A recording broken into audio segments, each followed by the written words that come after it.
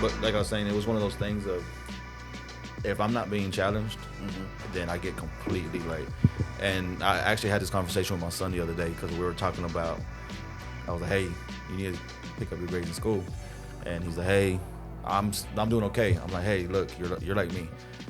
When I was in class, if something was interesting and I didn't know what I was doing, it was like I need to know everything about this. Yeah.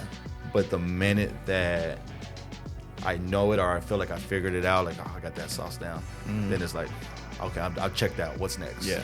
And it's hard to do anything because I'm always like looking for the next challenge, you know. And I think, did I need another hobby right now? Hell no, I didn't need another hobby. Did I need another outlet to be spending money and all that stuff? It's like, no, I don't need none of that. Yeah. But I think the challenge of, and then photography is one of those things that it's one of, that's why I love the restaurant business. Every day's different. Yeah. Right. Same thing. Photography is like the sun hits different every day. As the time changes, Yep. You got seasons. It's like, hey, this looks like this today. I go there in November. You know, I took those shots of Ashley a couple weeks ago, 2 weeks ago, and I love how they came out. If I go there in November at that same time on a Friday, because I want to recreate that shot on a new bike that I got or a different outfit or I got a helmet or something like that, Yeah. is it going to be the same? No. The sun's going to be, the sun's not the same. So it's that challenge of kind of like, Season the moment. the season, yeah, exactly. So it's season the moment, and then how do I get just as a good shot as I did the first time at this moment? Like, how do I turn this into something just as good, right? Yeah. So it's that challenge of that. And then another thing that makes it fun is that she's leaning into it. Like, I was like, hey, you're going to be my model. And she was like, okay. It's So funny how the wives always want to lean into the dudes that have the camera out, right? Yeah. Devin's, my wife picked up the camera for a while and messed with it, but Devin's old lady definitely has leaned into it, especially at bike night. Oh, dude. Coming out and she caught some good ones that day that we did the swap meet. And we went to Chuckyard, and she was just kind of sitting there and like she had her own little mini camera stuff like that, and like she was like capturing people candles. I'm like, okay. I was like, and Ashley's not doing like, she's not the type, she won't get into, like, she gets into what I do like as like a support system. Yeah. She won't pick it up, but she will, like, before I post something. Like, I had a handful of things like, oh, I like this one. She's like, you're not posting that. Like, I don't like the way that looks, or I don't like the way this. Like, she overthinks more than me. I'm like, I just want to post everything. Well, to kind of jump back to what you were just saying at the beginning of that statement, like, I do agree I'm that way. Once I feel like I kind of got something in the bag, I kind of want to move on to a new challenge. But there's something I envy about the person who doubles down and again, or basically continues to compile interest on Perfect that that one craft. thing. And I think it's what I kind of realized about, like, it's literally the master of all, or jack of all trades, master of none. Like, you end up proficient at everything, but you never really quite become the master or that level, like, of whatever that craft is. Like, I'm good at paint. I'm not a master of it. You know what I mean? Like, I feel like if I wanted to be able to have that title or have that confidence in saying that, I would need to be dedicating every day to that craft and all the little nuanced little things that you have to do in order, right? Same thing I feel like you with being a chef. Like, you got it down. You know the fucking food is good, and you know that there's other levels you can start trying to go to, but then that other hobby, it just kind of balances out, and you want to take what you know how to do it, how you know how to learn into that new thing. And I always feel like I'm cheating on my crafts when I do the other thing, It's cheating, but at the same time, it's like there's people like you said, I envy the person that can just double down and be like, hey, I just want to perfect my craft and be like the master at that. Yeah. But I'm that problem of, I do that, like, when I became a chef, growing up in the restaurant business, right? I was a waiter. I did this, I did that. But then when I found my love for the food, I was like learning my family, third generation. We've been doing this since '74. So it was like learning my family's menu. Yeah. That was my challenge. Like, how can I be as good as grandma, dad, this and this and that? Then I conquered my family's menu. And I was like, top of the world. Like, shit, like, you can't tell me nothing. Like, I don't give a damn who you are. Gordon Ramsay come in here, I'm him. Yeah. And then social media. Yeah. It opened my, because even though I'm only 34, my mentality is very traditional for my age. I'm very old school in a lot of aspects of life because how I was raised by my folks. Me and my wife been going on about to hit 18 years this year together. So it's like we're very traditional for our generation, right? So I still have being in business with my dad and stuff like that. I still have the mentality of how he did things. We're still, word of mouth, and if I just focus on good food and good service, then that's all we need. But then it's like I got to take a step back, and like today's time, I got to learn the Instagram and the social media presence and this and that. So social media opened me up into a whole nother thing of finding chefs and like what's the James Beard Award? It's like a Grammys or an Oscars for a chef, right? Yeah. What's a Michelin star? You know, because I come from a mom and pop style restaurant, right? I used to pass all the steakhouses and all the white, tablecloth linen kind of restaurants and stuff like that. But I come from a mom and pop's place, like a true mom and pop's place, like aunts and uncles working, grandparents, mom and dad. Yeah. So like that's the restaurant world is vast. There's fast food, there's mom and pops, there's corporate, there's fine dining, right? So when I discovered the Michelin and all that stuff, like I dove into this and that. Like my introduction to Gordon Ramsay was, putting bread on the guy's head and be like, "You're an idiot sandwich," right? Yeah. Or like calling people a donkey on the TV show. But then when I discovered Michelin and all this other stuff, it was like, this dude's he's a cold ass chef. Yeah. He was supposed to be a pro soccer player, but got injured and ended up being like, he was going to be good at whatever he did. He just has that mentality, like, I'm going to go to this level with whatever I do. And he became this crazy chef, right? And I went back and I ended up falling in love with his mentor, which is Marco Pierre White. The guy that, he made Gordon Ramsay cry when he was like an apprentice. Damn. And this is the guy that's calling people donkeys on like national TV, right? But I went back and found his, like, the master Jedi. Like, he was Obi-Wan. The guy that taught him was Yoda, right? Yeah. And so I went back and followed that, and I dived into it, and it was just that fire of, I need to learn this. Like, I went from mastering my family's thing to like, now I don't nothing. Like, there's 5 mother sauces and this and that, and I'm over here doing French, like, because a lot of the old style, and I do Tex-Mex and authentic Mexican. Mexican food doesn't mean anything because it all depends on what region you're from. Like, you can ask for this taco in 10 different parts of the country, and you're going to get 10 different things because Mexico's a country that cooks with what they have access to. Yeah. Right? They're not, I'm ordering this in, I'm ordering that in. They're just like, this is what we have access to, so this is how we're going to do it. They cook with what they have. So it's just one of those, learning that and diving into it, like, I was trying to just feed that fire.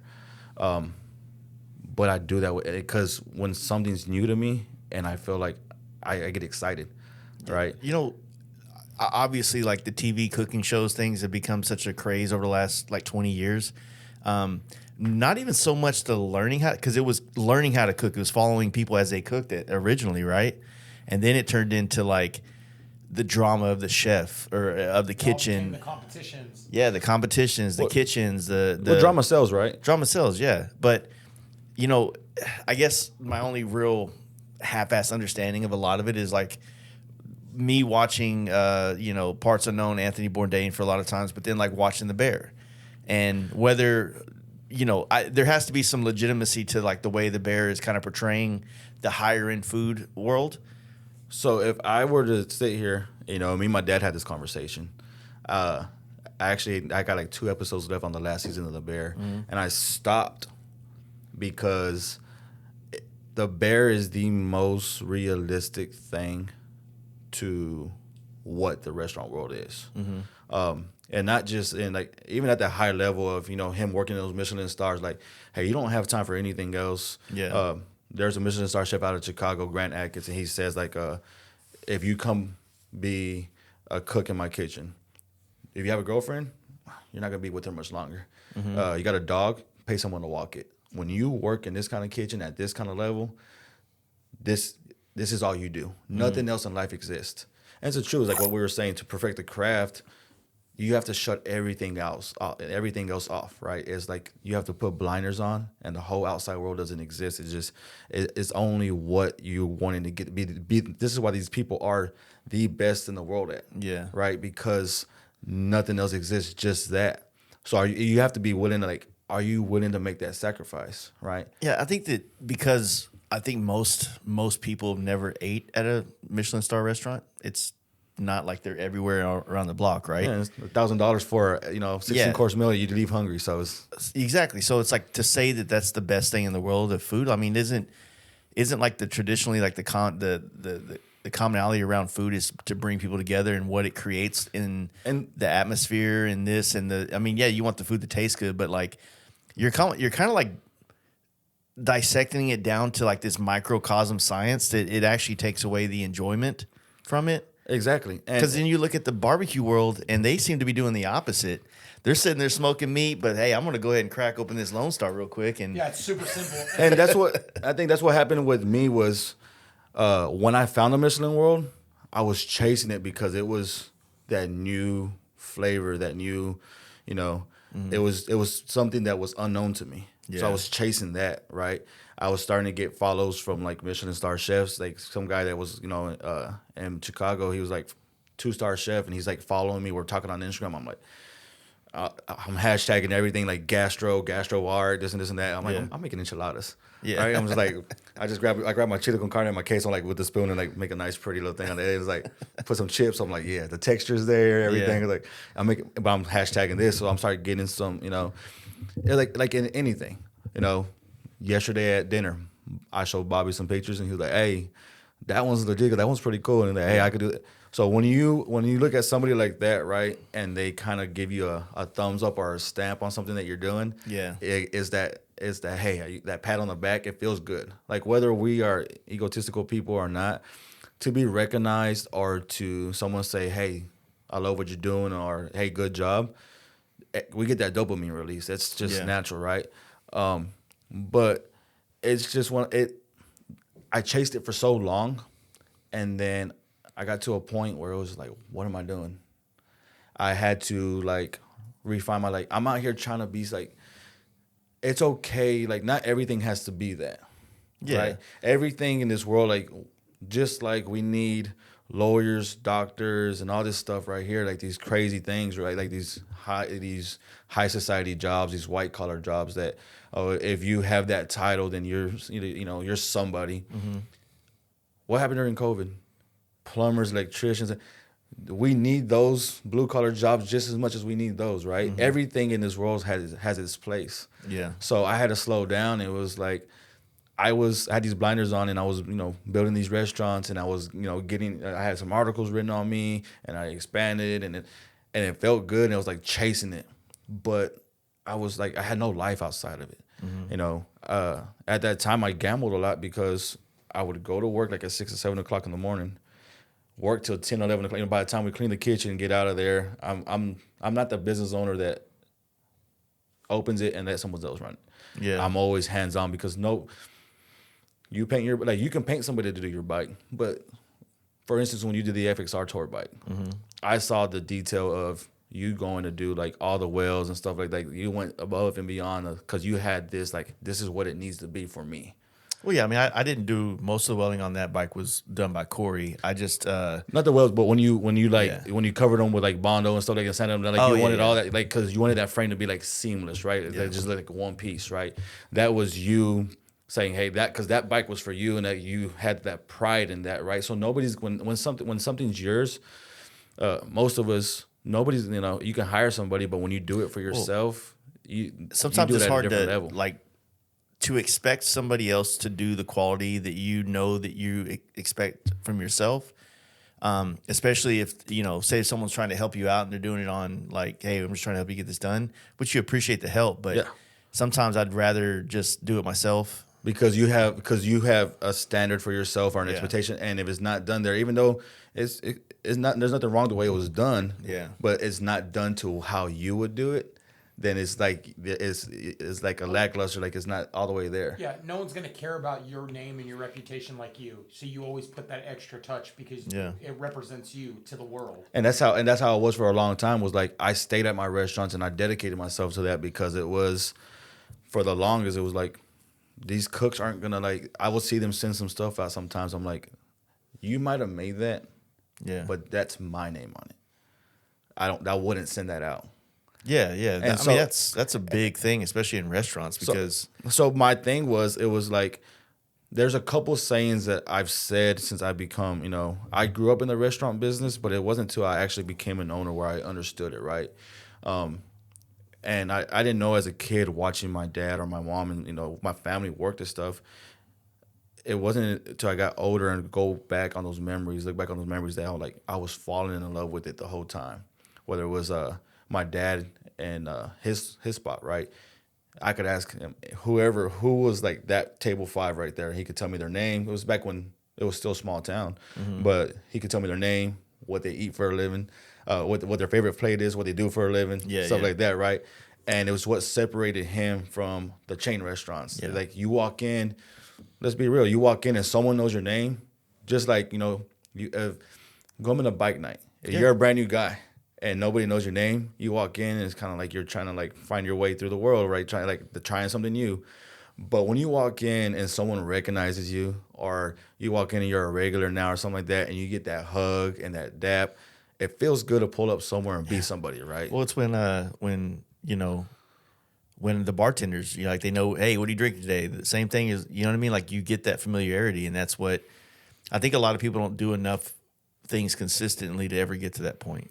A lot of times, other than what they have to do. They go to their job, they do become complacent. Yeah. Right. And that's the thing is, in my business, my mindset has always been, I won't serve it to a customer if I won't serve it to my family. Mm-hmm. And then I've always told people what I love about food and what made me fall in love, even though I was always like, hey, I'm going to be a restaurateur because I was raised in this third generation. Like, it was always like, this is what I'm going to do. I already know. Mm-hmm. This is what my parents did. This is what my grandparents did. So I'm just going to keep it going, right?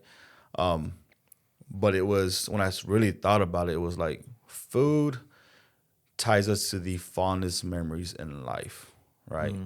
Whether it's, man, my grandma used to cook this pie at Thanksgiving and this and that, and it takes you back to, you can smell it, you can taste it, you get that warm fuzzy feeling of what your grandma did for you at Thanksgiving, or a cake that your wife made, or you can sit there and close your eyes and think about some of your favorite foods and the memories that we make around those foods. Because you're usually breaking bread with, unless you're doing a business deal or something like that at lunch or something like that, you're usually breaking bread with somebody that you care about, right? Yeah. So it's building that, when you're sitting at a table eating food with somebody that you care about and you're breaking bread,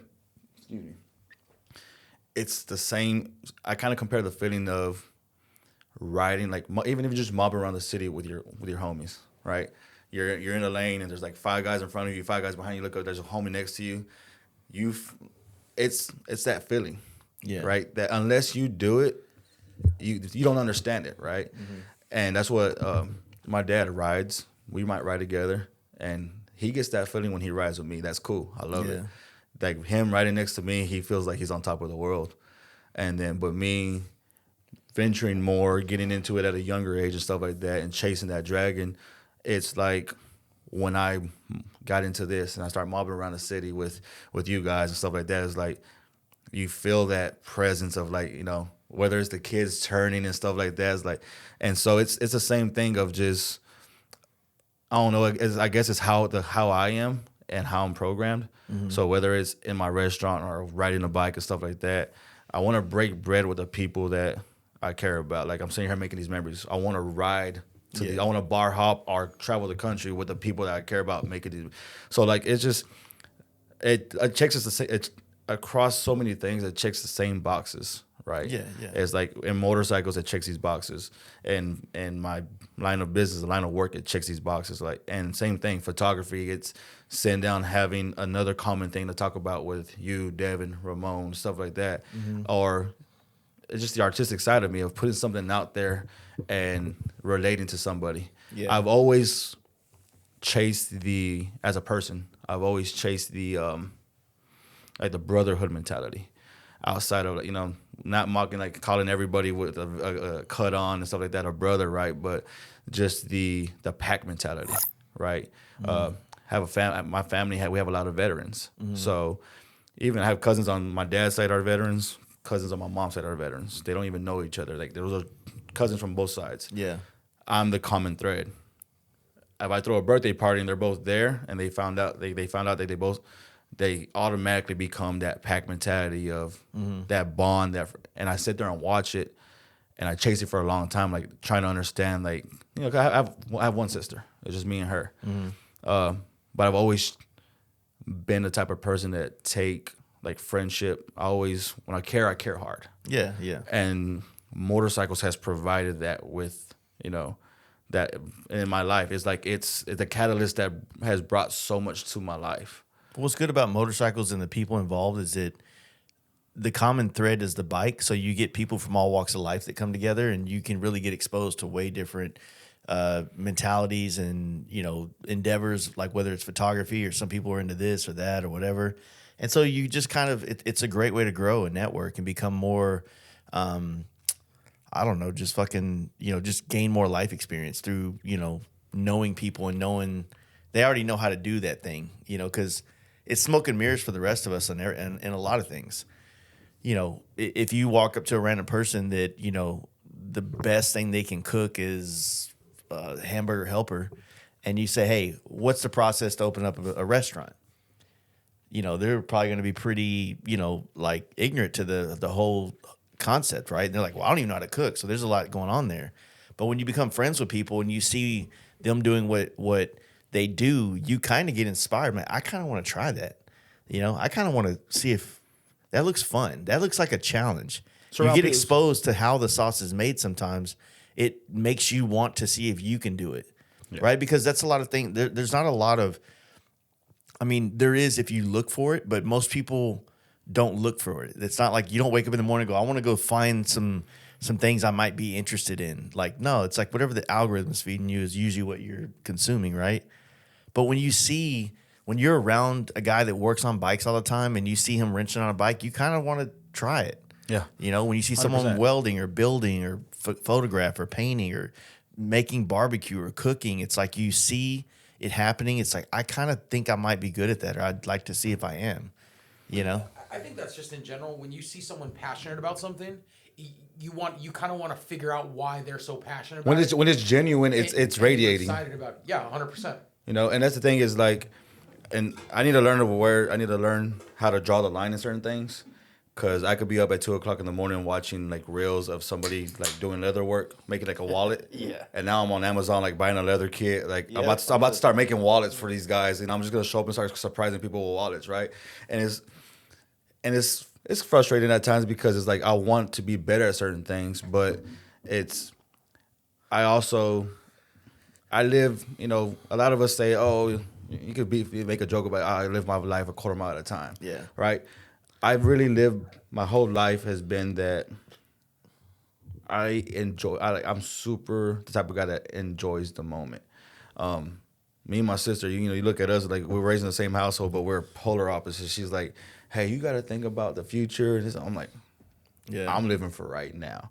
And that's what I am. Like when I dive into something, I don't check how deep it is. I don't check the temperature of the water. It's like I'm going to the deep end and I'm going all the way. Mm-hmm. And that's what I think finding your channel and all that stuff was like. Again, I told you, right? I tried that little club thing. I was there for the founding of a family first club. Mm-hmm. Ended up on some outlaws around us and some, you know, we got in some situations and stuff like that. And I was like, hey, I'm a business owner. I got 3 kids. I got 3 boys at home, my wife. Ashley was with me when we got rolled up on, and I saw how scared she was, and I was like, hey, you know what? I'm not doing this. Like, I was doing it because I was like chasing again that pack mentality. I was like, I wanted to ride with people, like going to my first block party, my first bike block party, right? You know, I was over here off of 20, like Lancaster, Duncanville area, and it was like, you know, we had I was part of a minority club, so it was like, You go going out, hanging out with all these, and it was just like a big party, and it was just like hell yeah. Yeah. Right? I felt, I walk around that, I'm not gonna lie, let the cut get to me. And it wasn't even like a well-known, like, I was there for the start of this family club.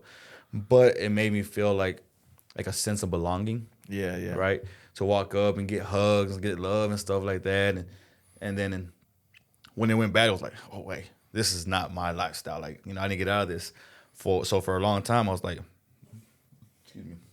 For a long time, it was, I ride around. One of my best friends had a crotch rocket. I was at the first FXR tour, right? Yeah. Because I was following your channel. I was like, pulled up the strokers. I told him, I'm still playing pool at the time. I'm like, hey, we got to go play pool at 7:30, but when you get off work, let's ride to Dallas real quick. Let's rip to Dallas. I want to check out these bikes in person. Yeah. And so we go up there, saw Devin, saw you, and I watch a podcast and I see Jake, and I recognize all these guys from the podcast. I'm like, yeah. But don't want to fanboy or nothing like that, because it's like, them. So like I look at my wife like, oh, that's the main guy. That's so and so. That's so. But to her, she doesn't follow the podcast. So like in my head, it's like, oh, that's somebody, right? But she's like, that's just another dude. That's another biker walking around looking at bikes and stuff like that. Yeah. And so she, and the same thing that my boy that, he was in crotch rockets, he rode, but he wasn't into like the lifestyle of anything. He just enjoyed riding. Yeah. So going there, it was like before I came to a bike night, before I did anything, it was like I was going there just to check out the tour because I've been following it, right? Yeah. And I get there and see this stuff. It was a whole new flavor for me. It was a whole new, because when I got into bikes, like my first bike was a 2000 Road King. It was all chromed out, and it was big old Lexin windshield, and I didn't like the way it looked, so I took that off, and I was just like taking wind of the face. I had a half helmet, like a half lid. Did you have the like backwards ball cap lid? No, I didn't have the Mike's Pro lid. Yeah. No, I didn't have the Mike's Pro lid. Sure, he looks like the kind of guy that had that. I knew guys that had the Mike's Pro lid, but I was like, I'm not gonna pull it. Actually, one of my best friends, the one that knows your boy Trip, he has one of those. I give him shit for it all the time, and but it was like I had like the little German, not the spike, but I had like the little half lid and stuff like that. I was like, and after my accident, I was like, I looked at my modular, my Simpson, I was like, thank God I got out of those half lids, because I was like, man, that thing would have not saved me like that thing did, right? But for sure, I jumped into it. Motorcycles for me was, I grew up in a family where my dad rode dirt bikes, rode motorcycles. My dad jumped around as a kid, but he was raised a lot of time in Denton, Sanger, Crum.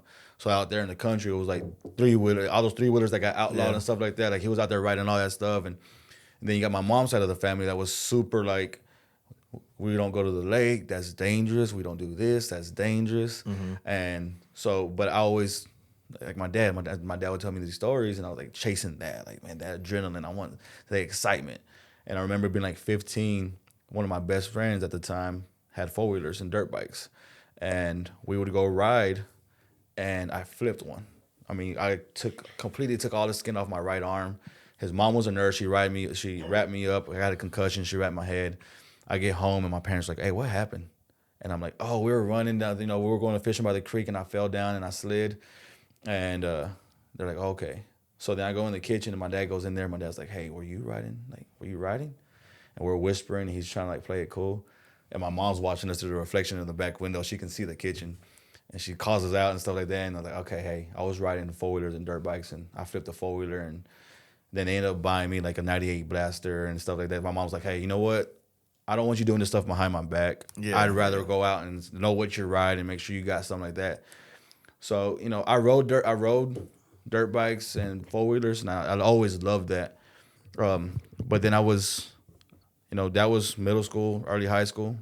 But then I became a dad right after high school. We've had this conversation. 2 months after graduation, I was a dad. Mm-hmm. So none of my family ever rode motorcycles. I had like one cousin, but he had bought like some Sportster or something like that. And he ended up breaking on tollway, and it was scary because I didn't know anything about it. I didn't know anybody from this world. I don't know nothing about it. So as a young dad, my biggest worry was like paying bills, Pampers, milk.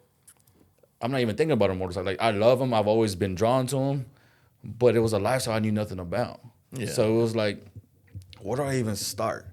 Right? I remember looking at bikes and I remember walking into like Dallas, Hardy, and Island before it was Black and Gold, and when they were off 75. It was like maybe 2009 or 10, and I had one kid at the time, and me and my wife had just left a funeral in McKinney, and I stopped there. I got like cowboy boots on and a cowboy hat. And, a lot of times cowboys you look at a guy with boots and a hat, you're like thinking money, like this dude's got money. It's just kind of that goes with those two things go hand in hand. You're the brokest cowboy you've ever seen. Like I had the boots and the hat, but didn't have, I was barely making it. And I was like, I want to walk into this dealership and look and just amazed bikes, just like looking at bikes, like no idea, like soft tails, hard tails, this and that, or, touring bikes, like just looking at everything. It was just like walking in and just not knowing anything. I was always drawn to it, but again, where do I start, right? Like, how do I even get into this? And one of my good friends, he started off as an HVAC tech for my dad. Now he's like one of my dad's best friends, one of our best friends. The guy that helped me build the trailer they helped me finish the trailer. It was like 2020, and I was opening a restaurant. He was doing my ice machine and stuff like that. And he's like, hey, man, he goes, he's been riding since like the 60s. He has old Yamahas, kind of like, what are they called? Like XS 650s. Yeah, like they had like the flat seats. They kind of went more cafe racer. The cafe racer style and stuff like that. Because he was from Waco, and then he like grew up. After graduation, he went to the coast. So he was just always just riding around. Like worked on. He was like a deckhand, so like worked on the boat, stuff like that. Motorcycles, like he would go back and forth. When he wasn't on the boat, he had nowhere to live, so he'd go back to Waco for a week, and then go back to the boat, be out there for 2 weeks. So he grew up like riding. Built a bike in the 80s. Sold it early 90s because he had a like down payment for his house, like rode it across and like auctioned it off. Yeah. So I always grew up and I knew that he rode, and he was like, hey, I'm getting rid of this Road King. It was a 2000 Road King, had like 8,000 miles on it. He was like, $5,000. I was like, man, I didn't know what the prices of bike were. And then this is 2020. What year was it? It's a 2000. That's not bad. It wasn't. No, it was well kept. He bought it from the original owner. That the guy had 500 miles on it when he bought it. So technically, when he bought it, it was still brand new. Yeah. And he had put all the miles on it for 20 years. Right. Rode with his sister, gone to camp outs and stuff like that. He gone down to Cossie, all like Buffalo area. Like he did like the old biker stuff, like just camping out, swap meets and stuff like that, partying hard. He's still. I love him to death. He's actually supposed to pull up to Nitty Gritty. So for real? He's gonna pull up on a trike. Yeah. Nice. And he just likes to party. But he's like, what you were saying a while ago is, walking that dealership and not knowing how to get into all this stuff, like that's how everybody goes through that, right? In some form or fashion. You either grow up around it, like very in depth, like your dad, your brother, the people, or you go to military and someone there rides, or one of your buddies gets into it. I would have never got into motorcycles if I didn't take that job at that custom paint shop that painted motorcycles. I mean, I'd always liked them, but same thing like you're saying. I'm like, that'd be cool to have one, but I don't even know where to start. And this is before YouTube. And, I remember when I bought my first bike, I also went to Barnes & Noble and bought like a How to Ride Motorcycles for Dummies, like the big yellow book with the black like logo on it and shit. Just like anything, anything I can consume knowledge to learn, to understand this bike. Because when I bought the bike, it was snow on the ground here in Dallas. So it's like I have it downstairs and I can't do anything on it. So I'm so like itching for this like experience.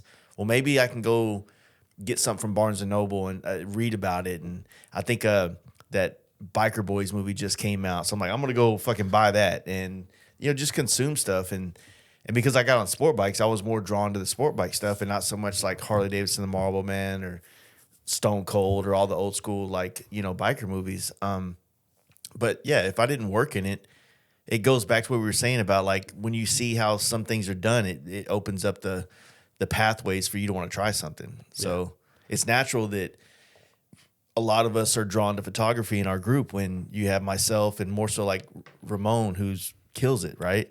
Bobby. I mean, we're surrounded by a lot of talented people, that capture things and do stuff. And I wouldn't be surprised if more of us started cooking because knowing you and wanting to be able to kind of like make our own food that's good. You know what I'm saying? When you actually when something becomes like there's that gateway, right? Mm-hmm. There's like a lot of times there's always an interest in something, but you don't know where to start. Yeah. So you kind of just you're always interested, but you don't know where do I start?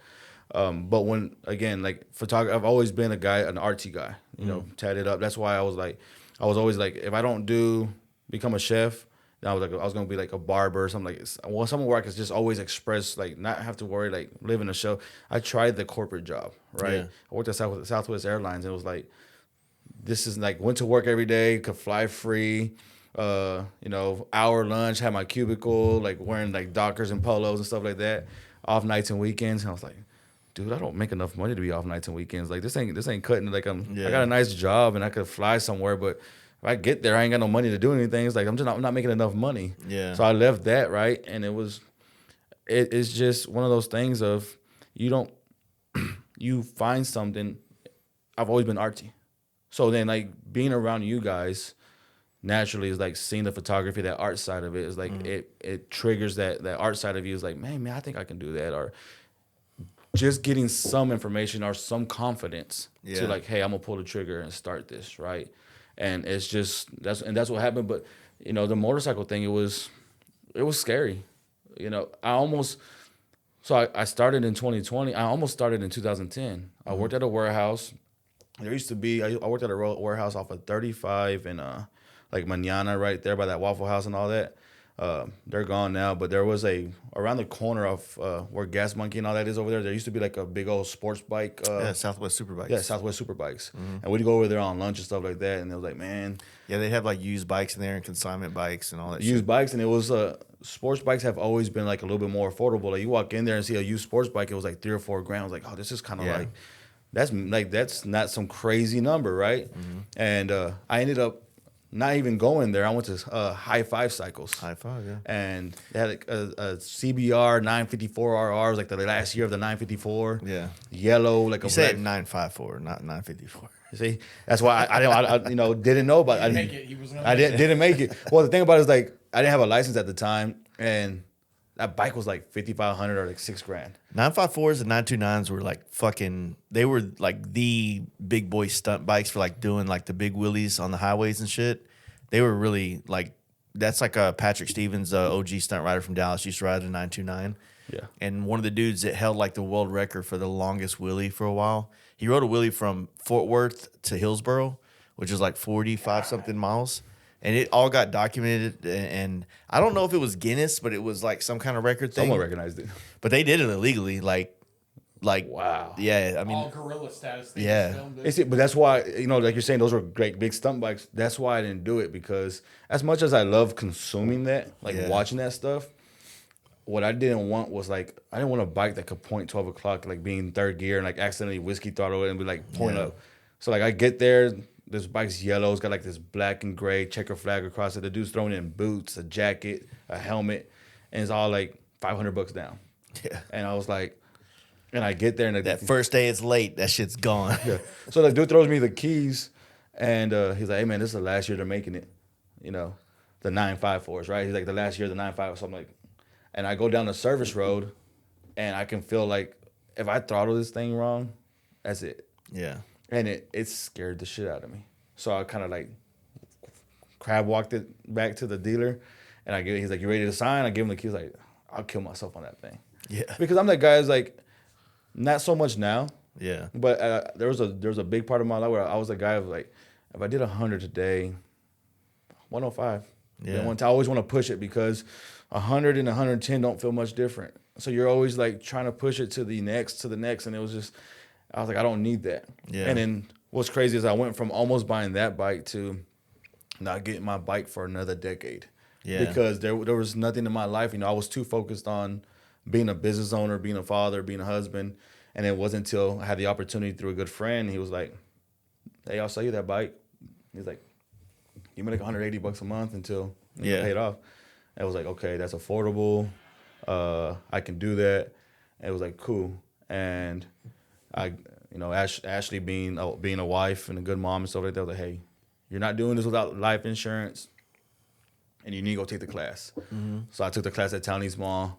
There's still a lot of stuff that I used that actually, there was a guy there that was riding for like 20 years, and like the dude almost didn't even get his license because he had picked up bad habits for 20 years. Like, yeah, he's been riding for 20 years, but the instructor was like, you're doing everything. Some people are just not coordinated enough to be able to ride motorcycles. And you'll notice it, like the more people you meet in the motorcycle world, some people wreck all the time, and you got to ask yourself, it's probably their fault all the time.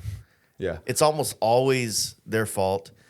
And you know, every wreck, there's typically not every wreck. There's typically like some level of avoidance in a lot of potential, you know, wrecks that can be like mitigated by the rider actually being aware of what's going on. Yeah, it's what they teach you in the class, right? Yeah. There's like always have 2 points of escape, and you know the problem that people have of target fixation, right? Like, always turn your head where you want to go. Like, these are things that even to the day, like when I'm writing, sometimes like I repeat in my head, like from that class that actually, you know, benefited me. Yeah. Or like, okay, hey, turn your head, because a lot of times when I had my accident last year, it played over in my head a lot. Did I target fixate?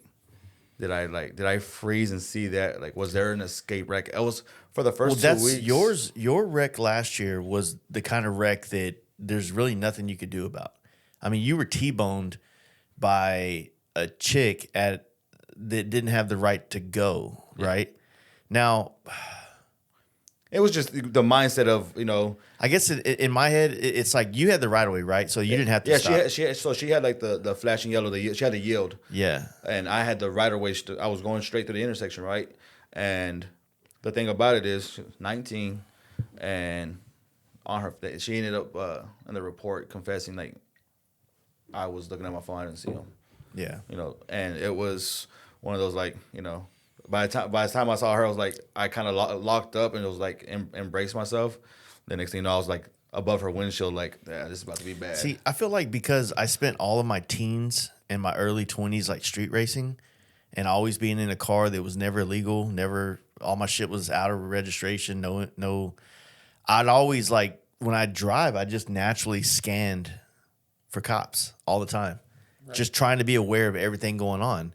And so when I started riding, I guess that transferred over to where I'm just used to, like, when I'm on a motorcycle or just driving, I'm always paying attention to things. So like, and one of my good buddies I grew up with, he's one of those guys that just wrecks all the time because he assumes all the time that car won't come out, that he's got the right of way, and there's, you know, they're not going to do that. But a lot of times that in your situation, I would say that yes, for sure, she fucked you on that. Yeah.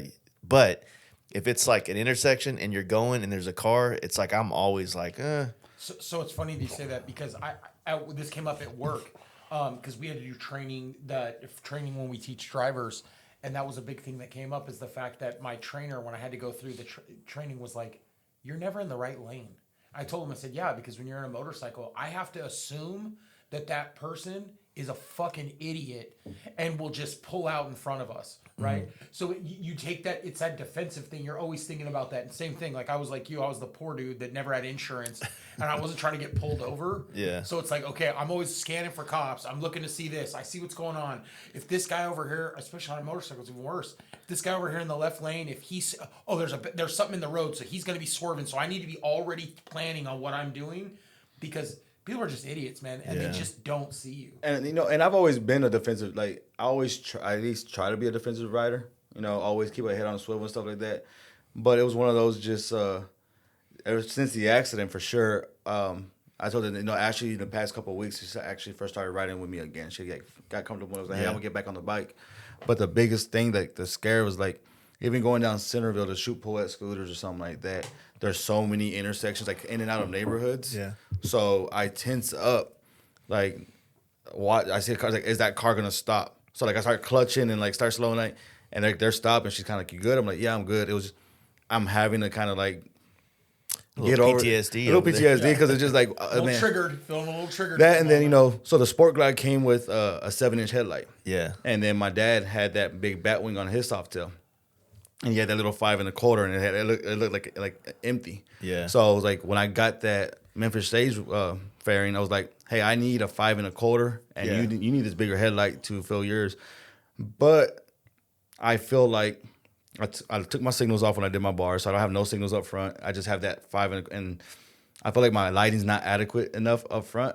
So I'm like, do they from the wreck and from there? I'm like, do they see me? Is it too dark? Do you really need signals in the front of a vehicle? I mean, it's not really like not that you need them, but I had those. There are LEDs that were up front that you make like for visibility, like right? From the world of like just making laws. It's like I get it, but if I'm looking at you in my rearview mirror, I'm literally just like trying to be aware that you're there. I'm gonna look more if I'm trying to get over, but I don't really need to. I don't know. I mean, the most use for them is at intersections when like they're about to cut across, like that car's about to turn. Yeah, that's right. That's so like when you're 100%. Because I get pissed when I'm sitting there waiting to leave, and they end up turning, and they don't turn the signals. I could have went a long time ago. Yeah, when they don't throw the signal out to the very end, that's when I'm like, thanks, asshole. Nice signal. I recant my statement. You do need front turns. yeah. There's nothing worse than when you're waiting to turn onto a road and like they don't use a signal, they just pull in. Like, yeah, thanks, asshole. I could have gone a long time ago, and I gotta sit here and wait. But it's one of those things. Like there is a little bit of PTSD.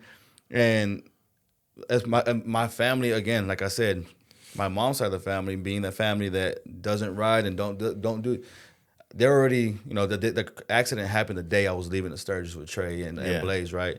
So it was like they're already like losing their shit. Yeah, he's about to be on the road for how long? 10 days? How many miles on a motorcycle?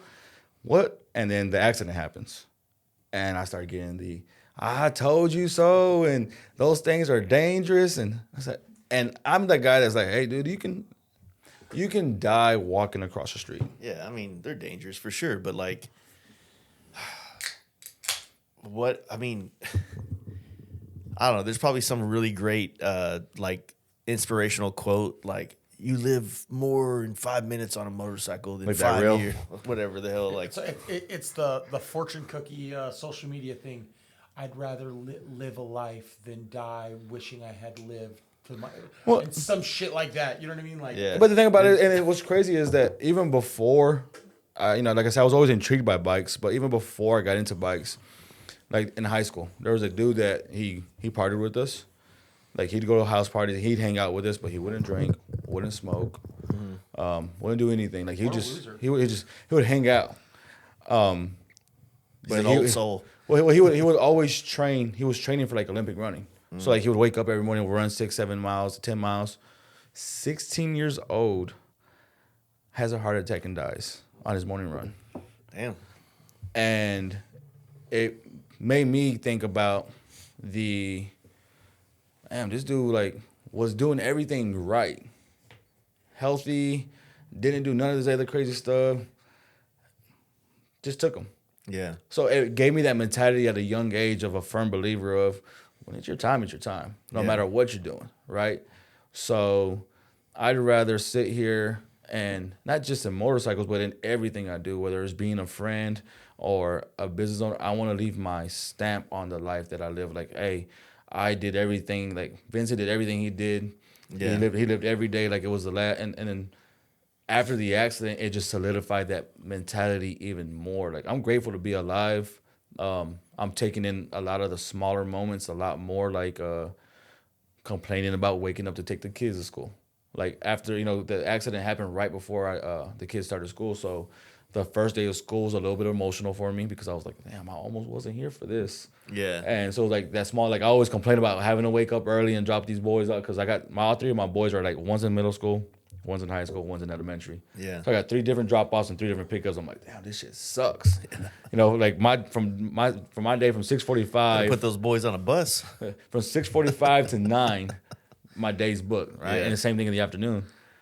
But doing that after the accident was like, now I got choked up dropping them off at the first day of school because like, damn, I'll usually complain about this, but I'm just happy to be here for this. Yeah, dude. Another 10 years, your testosterone's gonna go down. You're gonna get choked up with commercials, dude, for like fucking. I ain't gotta wait. I ain't gotta wait 10 years. I gotta wait 10. It's just I don't know. I guess the things that I've gone through in life, whether it's like losing the businesses and just like the things that life has thrown at me, it's one of those things like I'm a sucker for like a feel good story. Like I'm cool with like happy endings because like I know life is not like that. So when you see one, even if it's a movie, I'm like, hell yeah. Well, the world of low teeth. Yeah. But I mean, a good analogy to that is just like the perspective you keep. And I did a podcast a long time ago with Danny G, the first one I ever did with him.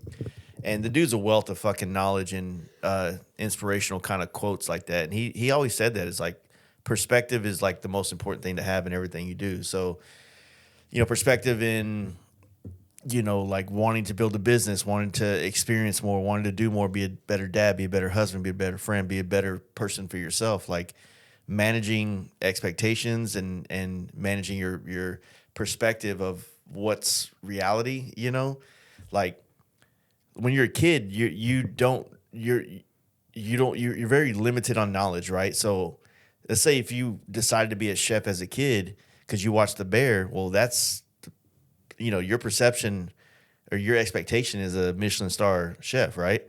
You have no idea that there's all these other very valuable, very fruitful things you can do between where you're at and where that is, right? Same thing with like I played basketball. I wanted to go to the NBA, right? I could have pursued a lot of other careers. Could have been a coach. Could have done them. Yeah, I could have went into like what is it, sports medicine or something like that to like be able to train people, things like that. Like I could have used my knowledge and skills I had acquired in basketball to do other things and stay within it, even if I never quite was able to compete at the highest level, right? And so, it's something I tell my wife all the time when it comes to like business. It's like every bit, like you have a chef, but around a chef, you have 40 other careers, whether it's the utensils that you're using, the equipment that you're using, the throwaway stuff, the food, I remember when I came to the restaurant once, you were getting the menu ready for Moto Loco, and there was a person doing the whole menu. Yeah, I was having the onboarding for. Yeah, that's a career, right? That helps restaurants and probably other things that are similar do that. But the perception that most people have is that there's only like 10 careers in existence. We forget about all the filler stuff in between. Yeah, and it's like once you know how the sauce is made, then you see all these other opportunities where you could maybe apply your love for something. Maybe you can't be that thing, but you can be within it. Like I like to make music. Well, maybe you're not good at it, but you could do other things in the music world, right? Yeah, you can be a sound engineer. You can do other things. And that's the thing is, I was before SoundCloud was a thing. I was a MySpace rapper. Here we go, MySpace rapper. I was a MySpace rapper.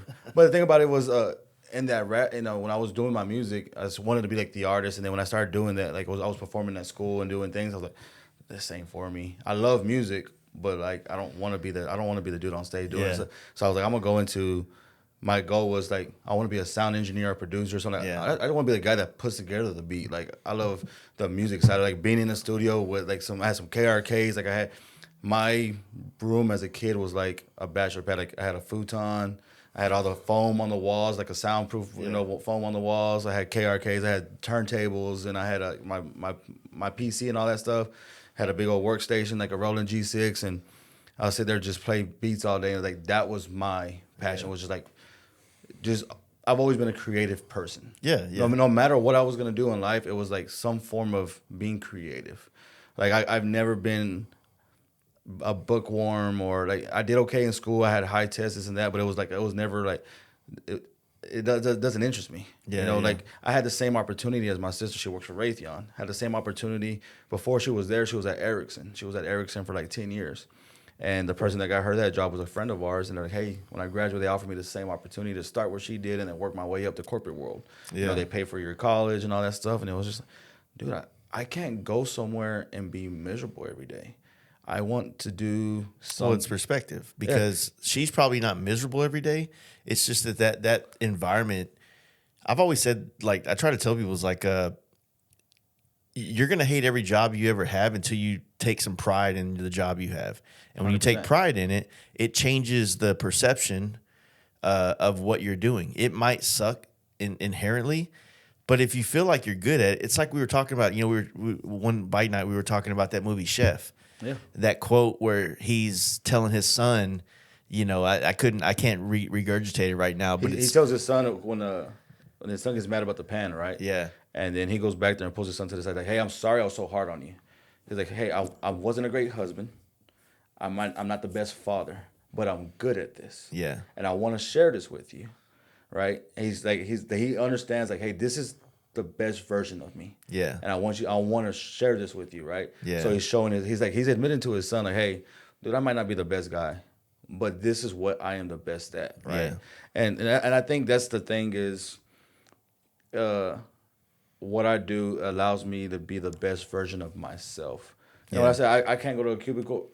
Like I said, my sister might not be miserable, but for me, it was a place where being in a cubicle or doing something like that, it just gets it's not scratching nothing for me. It just gets lost in the mix of everything. And not that I need like the notoriety or anything like that, but it's that creative itch, right? I need to go out and do something like, hey, be able to do something. I can't go out and fill an Excel sheet out with pride. Like I'm the best at doing it.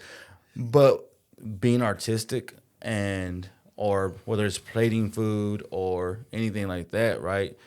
It allows me to express who I am. Yeah. And that's the dopamine release. That's the satisfaction that I get of going out there, and because at the same time, and you know this, right?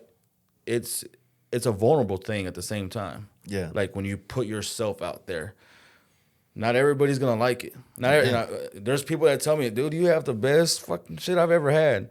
And then there's Yelp reviews out there that say this shit I wouldn't feed it to my dogs. Yeah. You know, so it's not, and so it's just as scary when someone loves it, that high is high. Yeah. And when someone especially when you're a mom and pop's place, or not even just mom and pop's in my business, but when you're self-employed, like when you're providing a service for somebody at any level, your mood, like someone's like a affirmation of like, hey, I really enjoyed it. I really enjoyed the food, or I really enjoyed the haircut, or I really enjoy this paint job, or I really enjoy just said thing that you provided a service that someone paid for. It's a value in its own way that kind of gives you and keeps your confidence level at a height so that you can continue to move into the next project, the next job, the next plate, or whatever you want to say. Yeah, you relight that fire. Exactly. You keep it going, because one bad interaction could have been warranted. You could have, you could look at the situation like, you know what? Yeah, that dude's right. I fucking rushed that plate out. I was already nervous about putting it out in the first place, and it wasn't good. And you learn from it. I rushed through this haircut, and I knew I should have took my time and did a better job. And, that. And so you're already got anxiety because you're not putting something out there to the quality that you want to. And then when you get called out on it, you're like, fuck. Yeah, you get that gut feeling, right? And that's the thing about it is like, I tell people all the time, especially like when I had my restaurant in Rowlett, we've been serving that community for 30 years since I was a baby. Mm. But there's nothing better at the end of the day, like when I come out the kitchen after a long service, like just dog shit tired, be like, damn, that service really kicked my ass. Yeah. And you come out and you got a handful of your regulars, and you get that hug that we love you. Everything was great. Like, these people are in here 2 or 3 times a week. It's not about, do I make a living this way? Do I pay my bills this way? Yeah. But that feeling that you get when someone actually genuinely loves what you're doing, and they see, like, I could have a shit day. Yeah. Someone complained, food's getting sent back. It was just a bad day. Someone wrote a bad review. But when that one customer, at the end of the day, gives you a hug and says everything was great, we love you, it washes away all that other stuff. Yeah. 100%. It's like, it gives me the energy, like, okay, I was ready to throw in the towel, but I'm going to come back tomorrow and do it again. Yeah. And then every day you get that customer that relights that fire, and you get up and do it again. And that's in everything you do, right? It's one of those, it's when you, again, like you said, when you provide a service, you put yourself in a vulnerable state, right? Like, everybody loves the good comments, and everybody loves the thumbs up and all the love, but not everybody's ready for the hate that comes with it. Yeah, and sometimes it's not hate. I mean, the negative side. The problem is, right? I think that, and I'm guilty of this, and I'm speaking from experience. Like, when you, like, doing this podcast, I mean, I can't tell you how many times, like, there's been comments, there's been things I would hear through some people told me what so and so said about, it's like, it's things that, like, I'm already self-conscious about. Like, maybe it's speaking, maybe it's like saying like too much, or any kind of comfort word, whatever the case may be. Or the dude won't shut up and let the guest talk. He's talking too much. You know what I mean? Like, there's all these things that, like, they fuck with you because ultimately I want to help share a great story for an audience that trusts me to put together a great story for them to listen to and to give their time to, right? And so when you get that feedback, sometimes it really fucked with your head and it makes you want to be like, fuck you, dude. Yeah. Where do you live? You know what I'm saying? Like, that's how I want to react. That Jane, Silent Bob mentality of when they get the whole list of everybody's talking shit. But the truth is like for me, I remember the biggest video I've ever had was the Matt Jackson one.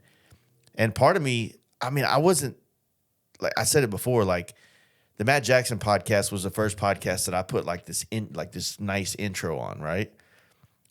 But Matt Jackson's a bad motherfucker. So is it because of the intro? Is it because this dude's just a bad motherfucker? Like, I'm kind of scared to go do another podcast with him because I don't want it, you know what I mean? Like, whatever, but the thing, it got so much attention that it got the attention of a lot of people that are probably not regulars of the podcast. So as like, if you think about like criticism and critiquing, that's something that I learned in photography with guys like Michael Lichter. So, and I know you've heard me say it, like I will send every once in a while Michael Lichter images that I'm proud of, or Tim O'Keefe, and be like, let me know what you would do differently. It doesn't mean that I have to. It doesn't mean that they're bad.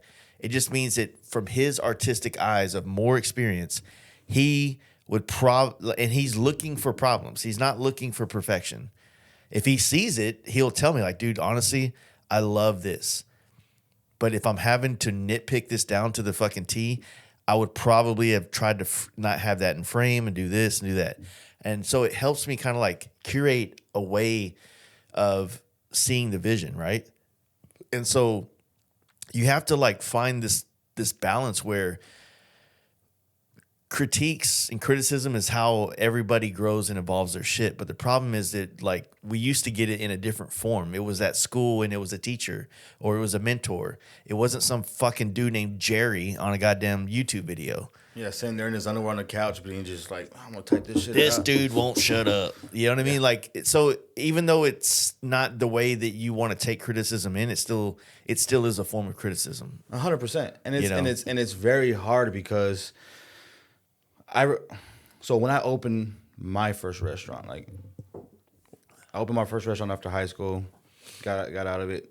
Then in 24, when I opened my location in Rowlett, I mean, we came back. They're like, hey, his grandparents used to serve this community. His parents used to, and I just like launched, right? And I was like getting all, every city has their local Facebook page, right? And it was just like fire. People were just like loving it, tearing me. I'm sitting here reading all the comments. I'm like, yeah, because it feels good. Yeah, I'm not gonna lie, it's not what I did it for. But when you put something out and someone feels a good feeling to get affirmation. When you do something and they leave there like, this shit's so good that I'm gonna get online right now and let everybody know that they gotta come eat this shit. Yeah, that feeling that I did that, it's like, it gives me that, it's like a sense of purpose almost, right? Yeah. I found my belonging. And shortly after, but there's people that are not, hey, they hyped it up too much. It's okay, but it's not that good. Okay, what? And then there's people that are gonna hate just because it's getting a lot of love. Yeah. Like everybody's loving it, and this dude's like, never even tried it, but like, that place is fucking overrated, and they're gonna put their favorite restaurant in the comments, right? They're just gonna hate because they're just gonna hate. Yeah, they understand how that works. And be 23, I just opened this restaurant. I'm on top of the world. Then I started getting those comments, and I'm like, I can't do this shit, because when it's you, right? I feel like I'm being attacked personally because this restaurant is me, my dad, my wife, my mom. Like, this is my family. So I feel like you're attacking me, and my mindset's always gone to like, damn, McDonald's messes up your order 100 times, but you go right back, right? They put cheese when you said no cheese. You get mad for that moment, but then you go right back. But then when a mom and pop's place does it, we get crucified. We're not allowed to make mistakes, and you'll never come back, right? And you have to. Do you go write McDonald's bad reviews? It's not gonna affect them, even if you do. Yeah. But when you do that to a mom and pop's place, man, you're really messing with these people's future. Yeah. Right now, if the whole city's saying it's not that good, then naturally they're gonna go. Nature's gonna take its course, and they're not gonna survive. Yeah. But when time continues to go on, and the majority, like, let's be real, like I tell people all the time, again, like I told you earlier, Mexican food is different everywhere you go. Yeah. In the state of Texas, you go North Texas is one thing. You get to Austin, it changes. You get to San Antonio, it changes. You get to the Valley, shit. That's you might as well have a passport because that shit's authentic. Yeah. Right. But it changes to wherever you go. You get to West Texas, like Sherry, they're from New Mexico. I call that West Mex. They're like stacked enchiladas, hatch chilies, and eggs on top of their stuff. That's just their style. But the thing is with people is expectation. Expectation is a big thing in the world where it goes to so many things of, if you expect someone to be as good as a friend as you are, like, hey, I do this, so I expect you to match that energy, right? Mm-hmm. And it's the same thing when someone sits down at a restaurant. Because if you go have the best tacos of your life, right? You go in a restaurant and you see the same name. Like, so your mindset is this flavor right here. And that's your expectation. And when it comes out and it's not that good, it might not be good. Yeah. But there's some kind of disappointment there because it's not as good as your favorite, right? That doesn't mean that they're bad, but a lot of people go write reviews, or they have the mentality of because it's not as good as what their favorite is, then they shit on it. Yeah. And that's the thing about it is at the camp out this year, you brought you did a whole spray, which was we should probably start talking into that area. But like, I can't remember. Did you bring birria to that? No, I didn't. So what was the stuff that I was drinking off the fucking plate? I wanted to serve you that last night. Okay. And I was like, man, I should really put this out for him. And I wish I would have because I found out you didn't. I had to be super drunk because I probably would look at it and go, "There's no way I would put that in my mouth." Yeah, it's not a lot crazy. So that right there was it's like a natural. We call it at the restaurant. We call it beef stick a la mexicana, which is like a la mexicana in Mexican kitchen terms is like the Mexican, right? A la mexicana, like to the Mexican, or like I'm an Osabo kid, so my translation's not gonna be perfect, right? But it's we call it that because Mexicana is like Mexican, and the flag is red, white, and green. Mm-hmm. And that, if I do pork chops a la Mexicana, beef a la Mexicana, chicken a la Mexicana, meaning it's gonna have tomatoes, onions, and jalapenos, or peppers. So red, white, and green. So it's a la Mexicana, right? Mm-hmm. We do eggs that way. Huevos a la Mexicana, right? And that's what I was raised. I'm not saying that's how it is. That's just in my world, that's what it is, right? When I pulled up to there, it was like, to the camp, I was just like, I need something that I can cook. And to be honest with you, like when birria came out, it was like a trendy thing and it hit all the reels and then they were popping up everywhere. I didn't buy into it. I was just like, because I'm that guy that likes to go against the grain. So like when everybody was doing it, I don't want to do it, man. Everybody else is doing it. I don't want to be like everybody else. That's how it was with panel paint jobs. Yeah, so I was like, I'm just like a rebel. Like, fuck that. I don't want to do that. So like when I showed up to the camp out, and not only that, but it was like I took the original, the OG trailer, right? The one I cooked at my birthday party. It was like it has a charboiler, it has a smoker, because like you were talking about earlier, barbecue. Like barbecue's my jam. I went from being trying to chase that Michelin star thing to barbecue because blues music, cold beer, watching fire. Like I like to, I don't use I call them fake smokers, or like an electronic smoker where you're like watching it on your phone. Like, nah, I'm out here stoking the fire with a shovel. Yeah. So that's the trailer that we built for that, right? So we pulled up with that one, and I actually had it modified for the camp out because like the covers and all that, because it was just the energy that I had been provided with in the open arms at bike night. Mm-hmm. So this was like my first thing with this. Yeah, because you started coming to bike night in like January. Yeah, I came. So we closed the restaurant in Rowlett February 3rd. And that first Tuesday, like I've been wanting to go for the weekend before was, I think, Polar Ride. And I've been following the podcast for a while. So I was just gonna pull up and like ride a Polar Ride. I was like, man, that might not be the best thing to just be like, nobody knows me, and I'm just gonna pull up to Buc-ee's and ride with these random, these. It probably would have been just as good as the way you did it. So. So it was just my mindset, like, so I didn't do it, and then we closed the restaurant, right? And then I'm like, I'm off. We're waiting for this restaurant in Frisco to be open. It's like, it's supposed to be open soon. It's supposed to be, the contractor's telling us soon. So like, hey, I'm not gonna go get another job or anything right now. I'm just gonna, I got those savings put up. I'm just gonna enjoy life, slow down, right? We just closed the business, so we enjoy life. And I pull up to the first bike night, and it's like Trey, and he's like, hey, first time, and sit there and start talking. I just sat at a random table, talked to some guys I don't think I've ever seen ever again. It was just good conversation. Right, and it was like, man, this is kind of dope. I was kind of scared because of my previous encounter, like the stigma of bikers, right? Like, am I gonna pull up to the damn Del Fuegos here and like they're gonna be like, "Hey, dude, this ain't ain't your bar." So I got a question. Was it the first bike night when we were talking about barbecue and the barbecue videos? No, it was like that was like my second or third. Okay. So I found Devin through you, right? And watching the Whiskey Boys, I was like, okay, that's Jake. And same thing when I went to the Strokers thing with FXR Tours, like I recognized faces from this. But again, when I got to that bike, I wasn't gonna be like, I didn't want to go insert myself in anything. I was just like, more than anything is like, I want something to feel more like just me as a person, like more organically. Like I'm not gonna come in here and try to be somebody and like I don't feel like going up to you and be like, "Hey, dude, I loved it." You know, like when that one time you talked about like, well, I mean, I even hate talking about it because I don't. It's already awkward enough for people that want to come up and sometimes like to preface that like. There's so many people out there that know me. And so when I say things like this, like, what the fuck is that dude talking about? He's nobody. I'm not. I'm nobody, really. But the perception of a lot of people when they watch you through a podcast or if it was a YouTube video or something like that, then there's this like weird thing that like, oh, I'm seeing this dude on my phone.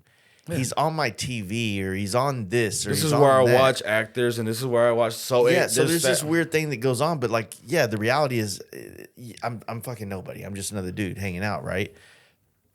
But it's like you have this like weird thing where it's kind of like you're in one hand, you're kind of like treated like a celebrity sometimes. I am a fan of your content, so in a way, it's like. You know, there's that fandom there in a way, so it's kind of like it's a weird kind of in between. It is weird, but it's just very hard to understand how to be that for everything. Because when I think about like being famous, if I was like just playing the fame game, there would be some level of like income that would justify why I need to be this very approachable. Like how are you doing? Like. Yeah.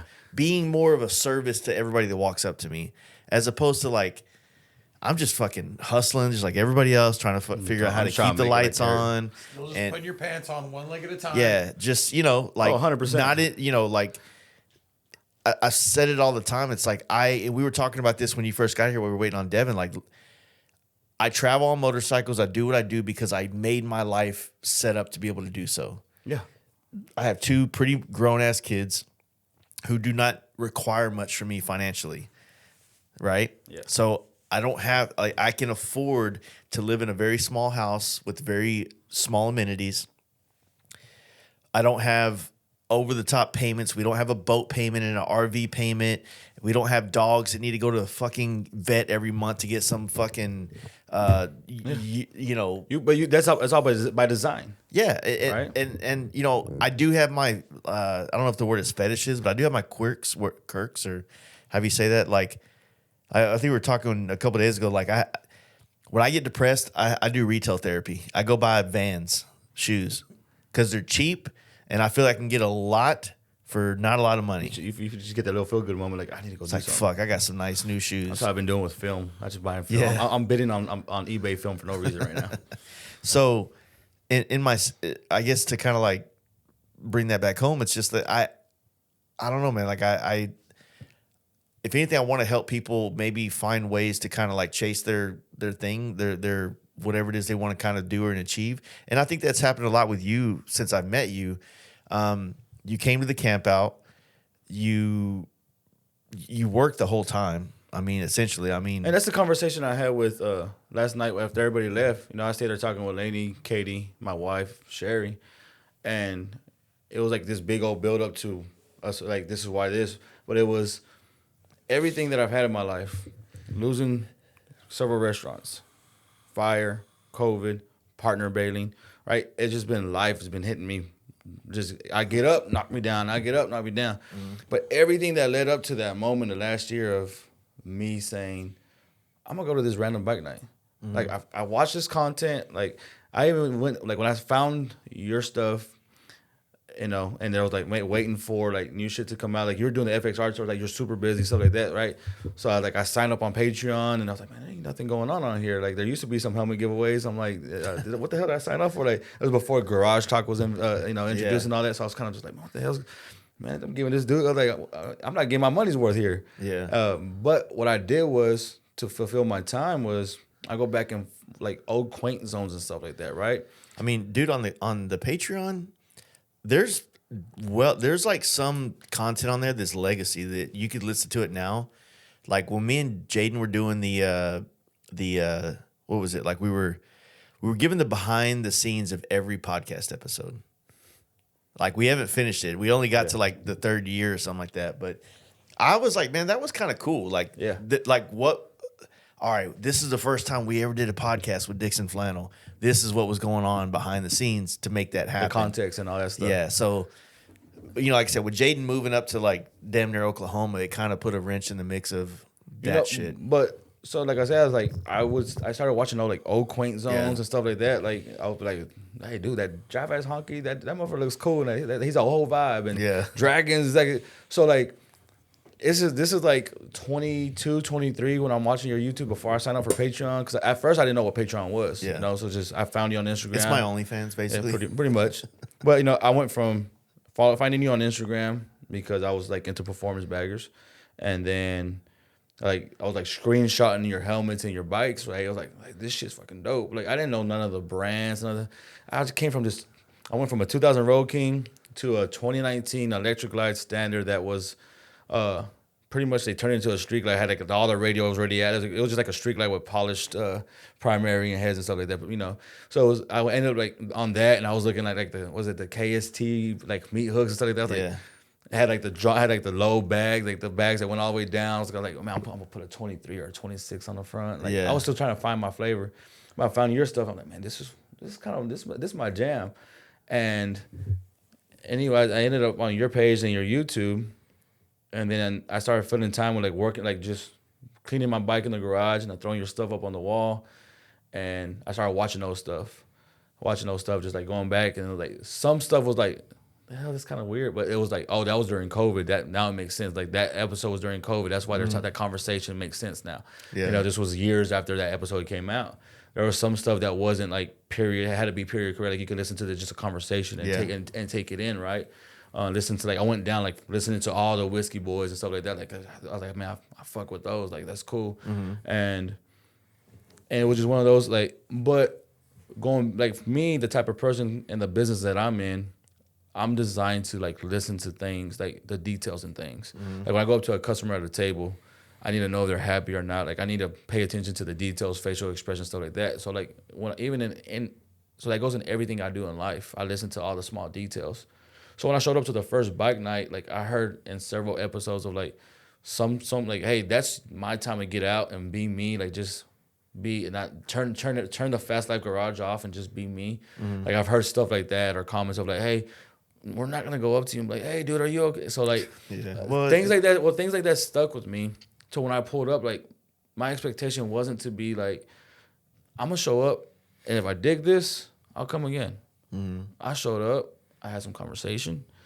Who's the first person you talked to at bike night? When I backed the bike up, Trey was backing his bike up hey, first time, and then he introduced me to Ramon. Ramon walked by, and Ramon was like, hey, I'm gonna call you Chente. I was like, cool. But then at the time, Ramon was traveling a lot, so it was. I saw him that first time, and then I didn't see him for weeks. I'm like, damn. I was like, and then I ended up sitting down talking to a guy who's also named Trey, who has a lowrider ST. But I've only seen him once or twice since I've in a little bit over a year now that I've been going, and but every week, that first night, I ended up getting in trouble with the wife. Cause I went to a bike night that I didn't know nobody yet, and her whole mindset was still what we had came from in that club world. Yeah. So she's like, "You're going to who is this?" I'm like, "Man, I started following this guy. Then I found out he's in Dallas, and then they have a bike night that's been going on for several years. I'm gonna go check it out." And I was "Do I do it? I'm on stock handlebars. All I got is a saddle, man. But you had a Road Glide ST though, so you were like. So I was I'm pulled up, and I was on purpose because I was the overthinker that I am. They say it starts at 7. I'm gonna get there at 6:30 because I hope there's no bikes because I gotta back this bitch up on the curb, and I don't want to look stupid. Yeah. So I was I got there early on purpose and sat with this guy and talked to him all night, and I ended up shutting it down, and I was like, and I never hit the wife up like to tell her I was okay or whatever. I was like, I'm just going to Deep Ellum, some bike night, and I ended up getting home like at 12:30, 1, and she's like, no, where the hell you been? Hey, I'm okay. Hey, this is pretty cool. I was like, hey, I kind of like, so I'm like, hey, I'm sorry, I fucked up. I like it though. It's pretty cool. Went back the next week, and the dude that I talked to all night wasn't there. I was like, okay. And it was actually, I think it was the second week that I met you. Yeah, because if you came by the Polar Ride last year at the Polar Ride, I was out of town because I did. Me and my wife did a 2-week trip to Washington and did podcasts, and then I did a extended trip to Mama Tried. So I left a little bit early for that, and that's what I ended up meeting you right before Mama Tried. All right, so what ended up, yeah, that's what happened then. Because I went when I got back from my trip, I went to Covington's and painted some bikes for Daytona for them. Yeah, and so I was gone because I go to bike if I'm in town. I go to bike night. I'd never miss it. 100%. You know what I mean? And so I think the only times I've missed it while I was in town was like when Oliver Peck invited me to that fucking movie thing. I remember the night that I was doing all the body work on my frame. I was like, it's Tuesday, no bike night for me. I got to get this done tonight. Like I've only missed a handful. Like I think in the last 8 years, if I'm in town, I've maybe only missed less than 10 each week. And I'm not trying to flex. It's just that like I do enjoy going there and being able to be around people. You believe in what you're selling. Yeah. And that's the thing about it. Like I need it, man. Like I'm alone all day long here. And that's the thing. You know Like I'm in my kitchen. Like I'm with my dad and I'm with my wife and stuff like that. But bike night for me quickly became, again, like I said, when I get into something, I dive all the way in. So like the next week, I said it was, I think it was colder, and ended up at the where the when it gets cold, we would go to the patio, the plastic and stuff like that. And you came in, like it was a smaller group. Like the week before was gorgeous, and there was a pretty big group. Like both big tables in the front were full. The small table was kind of like this past week was. And then the next week I was like, damn, it was like 15 people here. And I pulled up, and you sat down, like you were talking to Trey and this and that, and then I ended up making a comment or something like that, and we ended up talking about the thing. I was like, okay, he's about to do Mama Try. You had talked about your big trip. I'm like, hey, have you figured out how you're gonna do your big trip yet? Whatever, just making conversation. Like I'm not gonna sit here I didn't come here to just sit here and just be awkward. Yeah, like it's uncomfortable to put yourself in a place where like I'm just gonna go. It's vulnerable. Yeah, it's sit there and put yourself like, I know stuff about you, but you have no fucking idea who I am. Well, man, we say this all the time. It's like, if you can figure out how to get comfortable being vulnerable, you can apply that to so many other things in your life and like really go places and do things. Because you have to do that in a situation like bike night. You kind of have to be vulnerable to come into the space that other people are already kind of like, it's their sandbox they're already playing in. Yeah. Right? Well, the same thing happens in the corporate world. It happens in like all these other aspects of life where if you can get comfortable coming in at the right pace and the right fucking mentality and the right energy, then you can start doing that in other places in life, and you'll see how many doors start to open for you. 100%. It's a life skill to be. Oh, 100%. Honest, you know, and that's the thing, So I kept coming, and the energy was just like, man. I think that second night, I ended up like, I was like, it was kind of fizzling out. It was real cold, and Dragon came or something like that. I ended up at like double wide with Dragon, Connor, and Kyle. Yeah, and it was like a real like, and I'm that guy like once I show interest, I ask questions. Yeah. Right. So like it can be annoying at times if you don't know me, but like I'm sitting here talking to these guys like kids, wife, like I'm like I know shit about y'all because I've watched y'all online, or like I didn't know who Connor was. Mm-hmm. And then I put two and two together. Like, oh, that's that dude that rode to the ST on the FXR tour with him. Like, okay, yeah, because I heard the name and stuff like that, but didn't have the face to it, right? And so talking to there, and then I was hooked. Kept coming, and like this energy was just.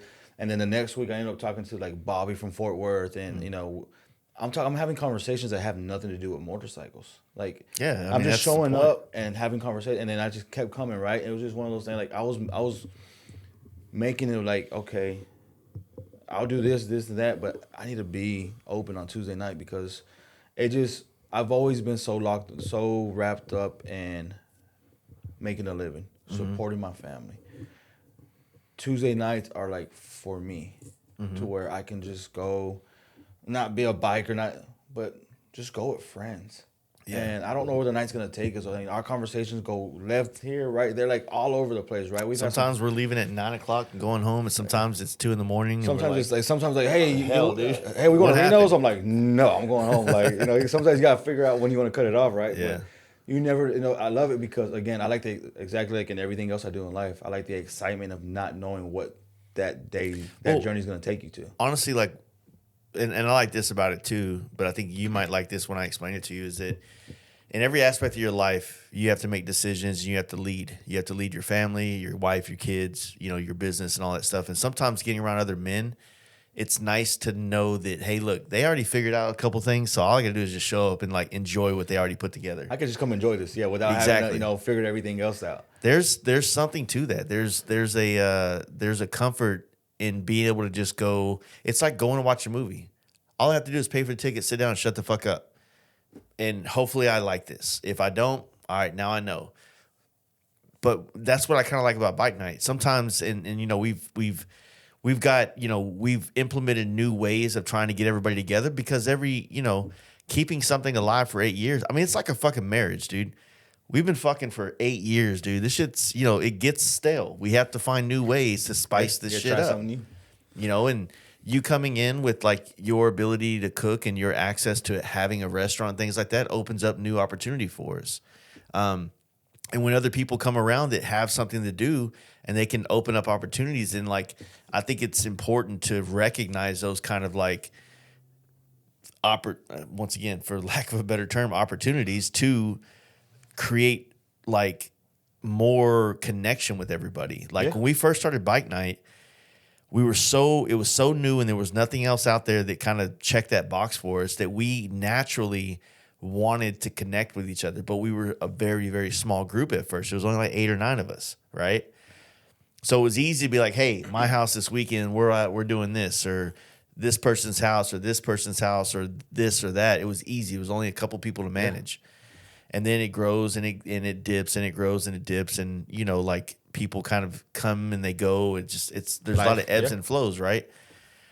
But like doing dinner rides is a very big part of like motorcycle culture. That's been I was going to dinner rides at the shop that I worked in 2004, and they had been doing it for years and years and years. So it's like, hey, look, it's not a bike night.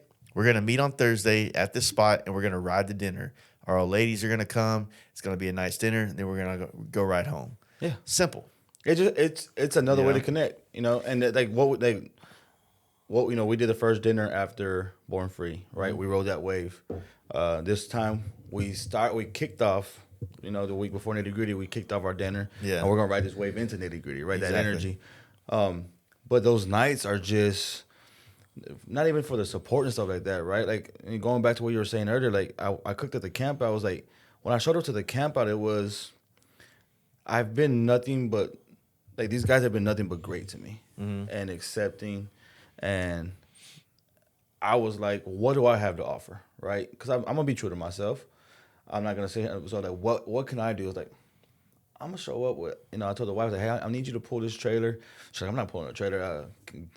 Shout out to Kenny's wife, Sobriety, that's like, hey, I'll pull the trailer, and if she just follows them, me and Kenny rode together. I bet Kenny's old lady can back up a trailer like a motherfucker. Yeah, she she had a little country slang to her. Like the first try, dude, like in the fucking slide. Like she pulled it all the way to camp out, and I was like, cool. Like, Kenny's one of the first guys that, I was still trying to get to know everybody, and he was like, we took a liking to each other. We rode up there together. Mm-hmm. Because they camped right next to us. They camped right next to us, and with them and us, the way we set it up with the lights and the trailer, it just had this vibe. Yeah. Right. Kind of like what you had at Born Free, right? Like what you created there. And when I first started cooking, I remember getting there, setting up, and I started cooking, and I was like, my first camp out. I know some folks, but I'm like looking around, like, and then I'm kind of. Like the reel you put together for the camp out, like was from the previous 2 camp outs that were crazy, right?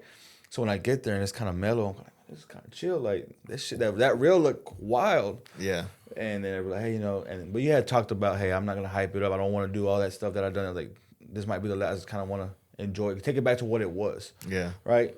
And I started cooking, and I was like, man, ain't nobody around here. It's like, man, I brought like 200 pounds worth of meat, 150 pounds worth of meat.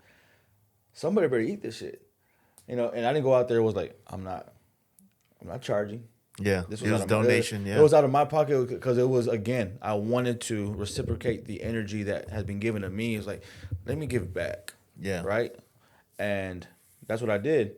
And I remember like Dolly walking away from. She was walking with like Candace or something like that, walking away from somebody's campsite. And she walked through and she's like, "What's going on over here?" Like, "Oh, I just, hey, you want some tacos or something like that?" She took them back to like where everybody else was hanging out, and you came back like, "Hey, that shit was all right. Like, you've been talking about cooking. Let's see, And then you tried it, and then the next thing you know, we had Scott and Bruce and Hans, and it was like, yeah.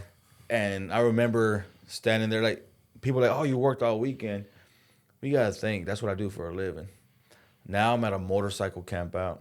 My bike's parked right there. I'm out here in the woods. I got people hanging out eating. I get a natural high on providing for people. Like I'm a giver, right? So when I sit there and people are sitting there eating and enjoying this, let's be honest, us who live here in North Texas, like Dallas area and stuff like that, camp out wasn't a crazy ride. As to get there, you got guys coming from Philly, like that group that put a ride together from Philly. Yeah. Right? You got the Barellas out of Colorado that like they started, we were still sleeping in our beds when they were already on the road headed to the camp out, right? And like, man, I'm riding 2.5 hours. That ain't nothing. So my thing was like, I want to feed these people that really made that pilgrimage and made that trip. And like people were coming up, I'm like, hey, how much? I'm like, hey, because these guys didn't bring food. Like they were on the road for a week before they got to camp out. So they didn't bring no food, and they were like, "Where's the food truck?" and this and that. Like that. Yeah, we had a couple little options, but it was like, I was like, "Hey guys, like, here's your reward." Like I wanted to feed the people because it was just like, "Hey, dude, you did some shit. Like that's cool." Yeah. And I was like, if they had so much to worry about getting there and getting back, that if I could take another worry away from them and feed them while they were there, then it was like, it made me feel good because I was like, man, I'm this community, like, and just being at bike night, what is provided for me was like, I want to give back. And dude, next thing you know, like people were coming every day. I was cooking. I did burgers one day. I did that stew. I did a brisket. I did some barbecue. But it was just a whole vibe of, and you got to think, I was raised in the restaurant business. I've been, my family been doing, again, like I said, third generation since '74. But even regular customers of mine, there's always some kind of like sense of I don't know what the right word is. They feel like I owe them something, right? I've had customers who support me in and out, day in, day out for weeks and months and years, and they'll make kind of behind every joke. There's always a little bit of truth to it. Yeah. And I've had customers, who supported me, great customer, and I probably own a percentage of the place as much money as I spend here, like staying like. And then overall, just the food business has changed. But then you go out here because bikers have such a stigma to them, right? Everybody always thinks bikers are just this outlaw, just lawless, and I think that's what drew me more into this scene that we have here.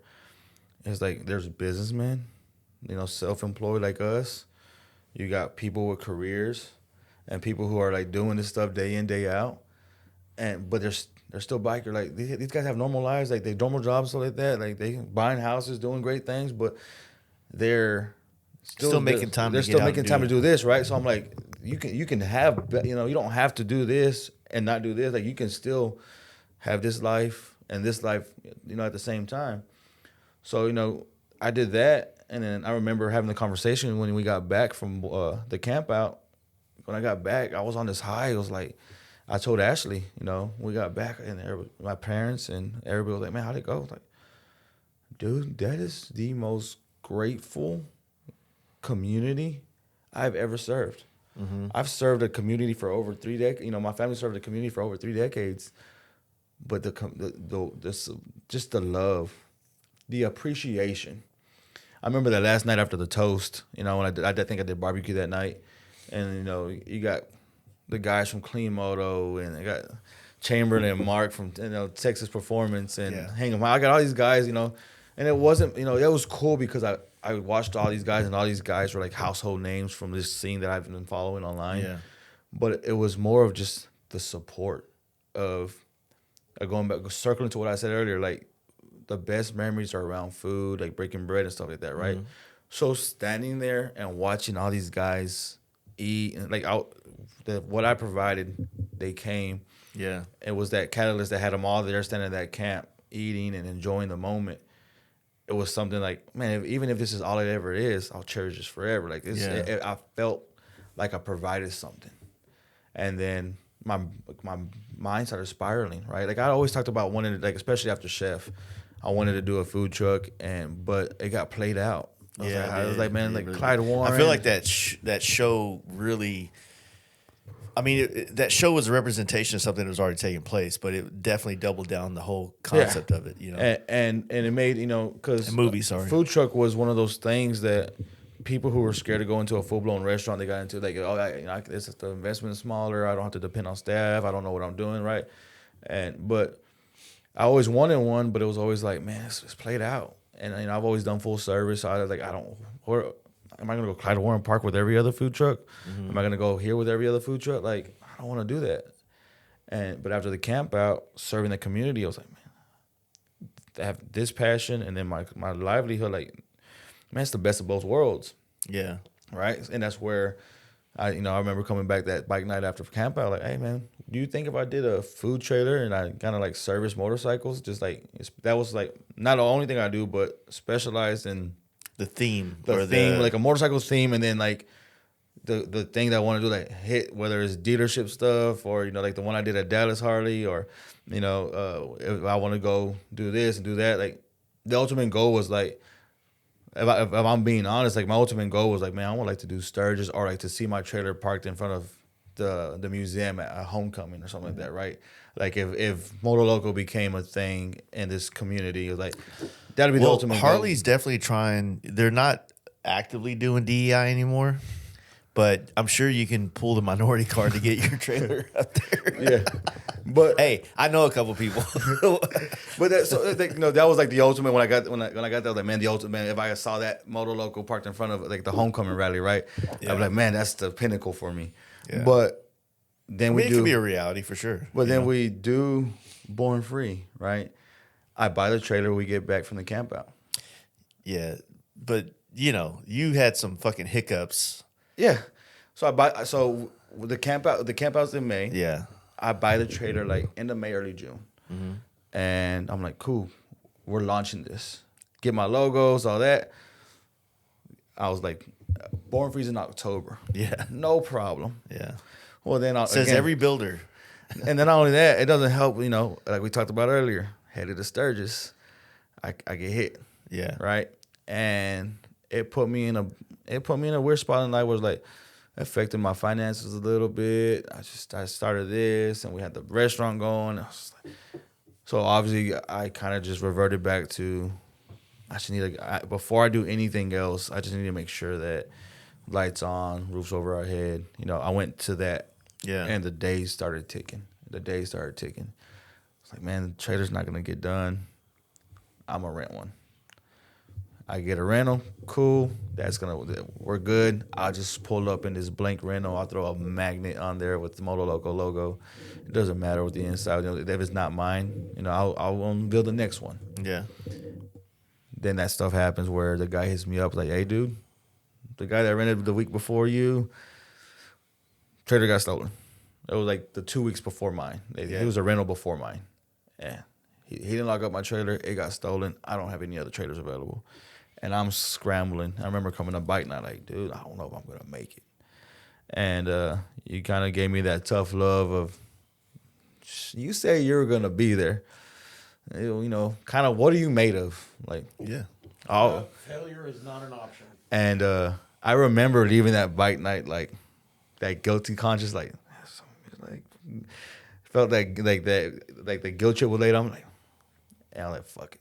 I told my dad, it ain't got to be perfect. That's the biggest thing was like my mindset was like, I don't like to half-ass anything. I want to do everything at full capacity. Like, I'm not even okay with it being okay. Like I need it to be here. Never anything in between. So I was like, we're gonna get this shit done. And we got it done in 5 days. Right? We started it Saturday. And you missed the pre-bike night.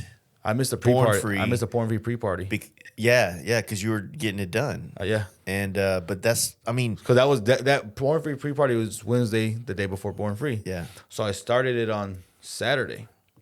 I spent the whole week getting it ready, and then we actually started like Saturday morning. It was still just like the little plywood that's on there, no holes in it. Saturday morning we started. Saturday, Sunday, Monday, Tuesday, Wednesday. Yeah. Y'all were having, and I was bummed because Wednesday I finished it, and I was pulling it to the restaurant because I had my team, at the restaurant, cutting onions. I'm on the phone, FaceTime with them. I'm trying to finish this trailer. My dad's helping me cook my birria and all this stuff. I'm like, hey, do this. Like, how much cilantro do you need? How much onion? And then I'm like, I'm trying to finish this trailer so I can pull up to the restaurant, and everything that they're prepping, we're gonna load in, and I'm like, hey, the fajita, all that, like, birria is something that cooks hours. Yeah. So I think I have to take that down there, and then and then I finish cooking it as we're there. All my fajita, my chicken, all that stuff, like that's being cooked on site, because you just throw that on the grill. So I'm watching everybody at their pre-party, like their giveaways. I'm like. And I'm over here, like, I'm bummed. Like, fuck, I was really wanting to be there, right? And then I remember, Thursday morning waking up, like, we get it loaded. It's to the point where Ashley and my dad were waiting for me Wednesday night. And I get there with the trailer. She's operational. I mean, I had an electrician come in. I like a bunch of Hail Marys. We got it done. And when I get to the restaurant, I'm like, I got to finish these things. And I told my dad, like, hey, pull the trailer to the house for me. I got to sit here and finish this. And my dad's like, dude, you got to pull this trailer to East Texas tomorrow. I'm like, take it to the house. I'll be there. Like I said, I'm going to throw these briskets. And I wanted them as fresh as possible. I do my birria with brisket, so I throw them in the oven. I'm like, these things ain't going to be done till 5 in the morning. So I jump in the booth and lay down, and I sleep at the restaurant. Our alarm goes off like at 5 in the morning. I load them in the truck, and I'm driving to my house at 5 in the morning. Get a couple more hours of shut-eye. And then, wake up that morning, that Thursday, the Born Free starts. I go fill up all my propanes, and we're on the road, and I'm looking at it. Like, we filled up at the gas station. I'm looking in my rear view and my logo and stuff like that. I'm like, fuck, we did it. Dude, that's a bike build. That's the same feeling we get when we build a bike and we're trying to hit that deadline and make that spot. You know what I'm saying? And we fucking did it, right? So we get to Born Free, and I'm looking like I've been in communication with Audrey the whole time because I was trying to talk to the health inspector out there. I was trying to take the OG trailer that I took to the camp out. Like, hey man, you cool with this charbroiler smoker? Like, I just throw a tent up, and I'll just sit there and sling tacos out of a tent. I'm still here, right? Yeah. It don't have to be what kind of trailer I'm out of. Like, I'm still here. And she's like, if it's not closed, she's like, I would hate for you to come. And I was like, hey, I'll bring generator and I'll bring refrigerators and like put plywood down and set up all my refrigerators where everything's enclosed. She's like, I would hate for you to have one thing wrong. Yeah. And then I have to turn you away. So that's when we got it done. And then I remember like pulling into Yellow Rose, I was just like, hey, we're gonna put you over here, cool. And then like pulling through and like you were setting up and stuff like that. And it was just like looking around like, hell yeah. Like, and then when she came around, she's like, I didn't know, she didn't know that we got it done in 5 days. She's like, hey, you have like the cleanest, nicest trailer out here, like space, everything. I'm like, I appreciate that. I'm like, shit, we swung this out in 5 days, right? Mm-hmm. And it was Born Free. What I thought the high from the camp out was like crazy. I thought just making it there, I was like on cloud 9, getting it done, and like setting up, like soaking it in, like being in the bowl, looking up at all the cabins and seeing y'all behind me, the stage and stuff like that. Just being there was like, dude, I ain't gotta sell nothing. I made it, like, yeah. And then that first Thursday night, we opened up late, sold a couple tacos. Like, hell yeah, that's pretty cool. Like, I had set a goal for myself. Like, if I make this much money over the whole weekend, I break even, make a little bit of money, I'm happy with that. Mm-hmm. That's a win in inside itself. And then Thursday happens. We wrap it up, go up to the campsite, Fast Life Hill, party, hang out. Okay. Then Friday morning starts off, we're selling stuff. Then Friday evening happens, and they wipe us fucking clean. Mm-hmm. I mean, I took... Because you were doing breakfast tacos, too. Yeah, I did breakfast tacos, and so I did breakfast Friday morning, but Fridays, there's still people, like, Friday's is really the day where, a lot of people are getting... there's some of it that get there Thursday, right? But that's really, like, set up. You don't expect a lot of big crowd and stuff like that. Friday, same thing. People are usually going to go to work or get off early or take off that morning and get there, like, midday. Yeah. And so Friday morning was like, the breakfast pretty chill. Sold a couple tacos. But then Friday night, dude, I was like, what the hell? And, had people like you, Devin, and the rest of the homies back up at Fast Life Hill, like anybody that came through, you hungry? Where's the food? Sending them down, right? And then next thing you know, you got like, I'm looking and it's like Knives by Nick and it's so-and-so and so-and-so. And so it's just all the homies, or whether it's the Austin homies, the Houston, everybody was coming through and it's just like, what the hell? And they, I took initially 108, like 175 pounds, 180 pounds. I'm wiped out. Yeah. I close, there's some stipulations when you work at Born Free. It's like, whether it's breakfast and lunch, breakfast and dinner, lunch and dinner, like you got to be open this many hours a day. Mm-hmm. If you do dinner, you can't close before this hour. If you do breakfast, you got to be open by this hour. Like they they don't want people to come and not be open, not provide food, like, hey, we brought you here to provide a service for it. We want to make sure that people that are coming here spending money with us, camping and coming to this event, that there's amenities for them, right? Yeah. Well, and I can tell you on that because the first year that was a problem. Yes. It was a huge problem. Yeah. Yeah. And I wasn't so I was like, okay, I sold out. I ended up closing like at 8:15 or 8:30, like 30 minutes early. I was like, shit, I hope I don't get in trouble. Sold out. I remember like the stack of tickets was fucking crazy. I mean, I was supposed to take another pair of shoes. I ended up in Vans the whole night. I was like, fuck this shit, it sucked. I was hurting. Yeah. Because I had pulled a whole week of all-nighters getting there, right? And then obviously, when I get off, I want to go hang out with the homies up on the hill. So then I wasn't going to sleep right away. So like I'll go party a little bit, then I lay it down at 2, then we wake up, do it all over again. But then Friday night was just crazy. Yeah. We're sold out. I'm just like, what the hell's going on? And hell, even when we got there, I was like, my inspection, I called, you were at Walmart. No, I was at Walmart, but he got something too, right? He made a run for me because they stayed in town with the Airbnb. But when I did the inspection, I hit the group chat like, hey, is anybody? I called you. Yeah. And you were like putting your bags in the car at Walmart. We just like walked out of Walmart. He's like, I need a thermometer. I was like, hey. And a fly swatter. The app says both these things are in stock. Yeah. And if I get these, I'm good. Yeah. And you got it, and she's like, hey, even if you go in the garage at the house, you've been in the house. I have that fridge in the garage. My Moto Loco Born Free permit, I have it taped to the door on the freezer, just because like going out there, like once she handed me the permit and I put it in the window, I was certified. Like, hey, approved, you're good. So like Thursday when she gave me my permit, it was like the biggest like. It was a relief, right? It was just like, it was a relief. Like I thought the war was won. Yeah. And then Friday happens and fucking we sold like 175, 180 pounds. Like, what the fuck just happened? So then like I'm on the phone before I go party at Fast Life Hill for the second night. Like I'm on the phone with my folks. They're running a business back here. I'm like, they're like, how much food do you need? I'm like, I still have birria. Uh-huh. Not a lot, but I still have birria. But chicken, pastor, and the beef, I was like, wiped, right? I'm like, hey, I need another 40 pounds of onion. I need another 20 pounds of cilantro. And 20 pounds of cilantro, like, cilantro's light. That's a lot. Cilantro's light. So to get 20 pounds of cilantro, it's a lot of fucking cilantro. Yeah. And I was like, I need this, and that. So, like, my wife's on the phone with her dad, and are you off tomorrow? Yeah, I need you to make a run. Yeah. So he's at the restaurant at 6:00 in the morning. The place that I get all my stuff from don't open till the warehouse doesn't open till 7. He's at the restaurant in Frisco at 6, and he my dad meets him there, loads them up. They chopped all my onions, my cilantro, so like that takes some of my labor out.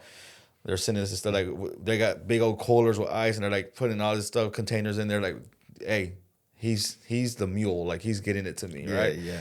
And then he goes from there, goes to the warehouse, picks up another 100 pounds of meat. Mm-hmm. I'm like Saturday. I'm like, they say we're gonna do stuff Sunday. I'm like, I don't think I'm gonna make it to Sunday. We'll see.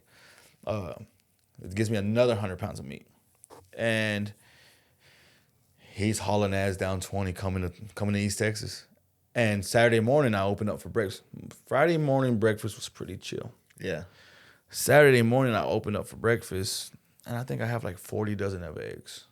And this is before eggs became prices right now. If I have 40 dozen of eggs right now, that's cartel stuff right now. You have 40 dozen eggs in today's prices, you're moving weight. Yeah. You know, but in October, we didn't hit that yet. So I have 40 dozen, and these guys were like, hey, because guys were like, hey, you doing breakfast tomorrow? I'm like, yeah. I'm like, wow, man, these guys all these bikers are gonna be fucked up. Ain't nobody gonna be waking up for breakfast. Yeah. So we wake up, and I'm like, okay, packages incoming for lunch. Cool. Guy walks up, hey man, let me get 30 breakfast tacos. Hold on, man, I didn't hear you. I must be asleep. What? Let me get 30. I need 10 potatoes. I'm like, he's buying breakfast tacos for his whole camp. And I was happy, but at the same time, I forget sometimes that is a thing, right? Yeah. Like, I mean, I've never had to go buy that much of a quantity of something. I do that at the restaurant. Like, I'll go to Taco Cabana on the way to work, and be like, man, let me get two taco boxes, like the breakfast taco boxes, and I pull up and like everybody, that's just a thing, right? But he does that. I'm like, I was happy about it, but I'm like, man, you motherfucker, like you. I started a Saturday in the hole immediately. 40 dozen. I mean, I had this fucking line. None of the other food trucks are open. I'm the only one open. It's 9:00 in the morning, and I have 20 people in line, and I'm like, who in the hell wakes up this early at a bike event? Like, did y'all not party last night? Like, what the hell? Aren't you supposed to be like hungover from drugs? What are y'all doing? Like, what are y'all doing? And there's people in line. It got to the point where we started counting. I had got like 10 back, and we're like, hey, you can wait. There's a good chance when we get to you, we're not gonna have nothing. Like, what do you mean? I'm like, this dude ordered 30, this dude ordered 22, this dude ordered 16. It's not like, I don't advertise like, hey, first come, first serve. But when someone comes, well, I'm supposed to say, hey, you don't want to overbring that much like food or eggs or whatever for something that may or may not be. Yeah, you know, especially like, not only this is my first food truck, but this is my first event. Like, so I don't know what to gauge. Yeah, and when you have a food truck like that, you've got limited space, right? So you don't want to you don't want to eat up all your space with stuff that's not going to serve you any function. Like, and it's just going to sit there. Man, I will tell you, just hearing that's interesting to hear, because you went full circle, man. You went back to the barbecue thing. It was like, it's like, get in where you fit in, buddy. You better be in line early. And that's what I think. The draw for years, you know, when I had my restaurants before the fire and before COVID and all the other stuff, my goal was to open a barbecue restaurant. And I think what I loved about it was the culture around it, right? Not only the culture, but like if you go to a Mexican restaurant, they're like, hey, dude, we're out of fajitas, we're out of enchiladas. They're raising hell.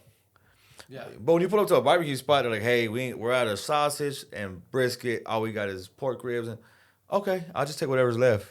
The culture is so accepting, right? Because that's okay. That's up to barbecue standards. That's acceptable. Because they understand that you are batch cooking, and it's not like you can just run in and cut some more and make it, right? Because there's so much time involved with it, and that's the thing. It's a craft. 100%. And I think what's cool about that too is the fact that, like, in all actuality, I think it's kind of good when those things happen, because it gets you out of your comfort zone. So if you're a brisket guy and you like sliced brisket, and they're out of sliced brisket. Okay, well, shit. I just sat in this line long enough. I'm not saying. I'm not leaving empty-handed. I'm not chalking it up as an L. And just I've done that with like. I've gone to some places and I'm like, Dude, I really wanted like a beef rib or something like that. I don't really fuck with turkey, but I'll take some smoked turkey. Yeah, Just you're 'cause like, I didn't wait 3 hours to leave with nothing. Exactly. You're like, all right, well, I guess it's gonna be a rib and sausage. You know, and that's the thing. It was like it was my first event. It's my first food truck. Like in my restaurant, I could tell you like shit. I've done caterings for 1,000 people, weddings. I've done some major shit. But going out to this, gauging like the first time, and not only that, like this menu is completely different than my full blown business is, right? So like I came up with new recipes, new hot sauces, and you saw like that. I was like, I'm like taking it out there with a like, hey, my sauce is good here. I hope it translates to this, and so like that happens, right? And fucking that morning, like so breakfast was supposed to be from 9 to 11 Saturday. Saturday's breakfast was so stupid that by 9:45 I was sold out. Yeah. So like in a way there was a little bit of relief. Once like don't get me wrong, when I was in the weeds for those 45 minutes, it was fucking chaos. Like bacon strips he was reevaluating his life. Well, the thing about it is when you do breakfast, right? Crack 40 dozen eggs and you be like, fuck it, I'm done. Yeah, you hope you don't have any eggshell in any of those eggs. And then, yeah, it would do like the guys with the reels where they're just like throwing the eggs on the damn flat top, you know. But not only that, then I gave all the options: chorizo, potato, bacon, sausage. So like the guys like, give me 22 tacos. I'll take 4 potato, 4 this. I'm like, fuck. Yeah. And so what I stood do like, hey, give me a second. And what I did was like, as you start, I was like, hey, it's gonna make everybody like 5 to 10 minutes of doing nothing. And I think just like the acceptance, the appreciation, and the love that was at the camp out, I wasn't sure. Like, part of me was like, was that real? Because I gave it away. It was like free, right? Or was it genuine? So that always stayed in the back of my mind.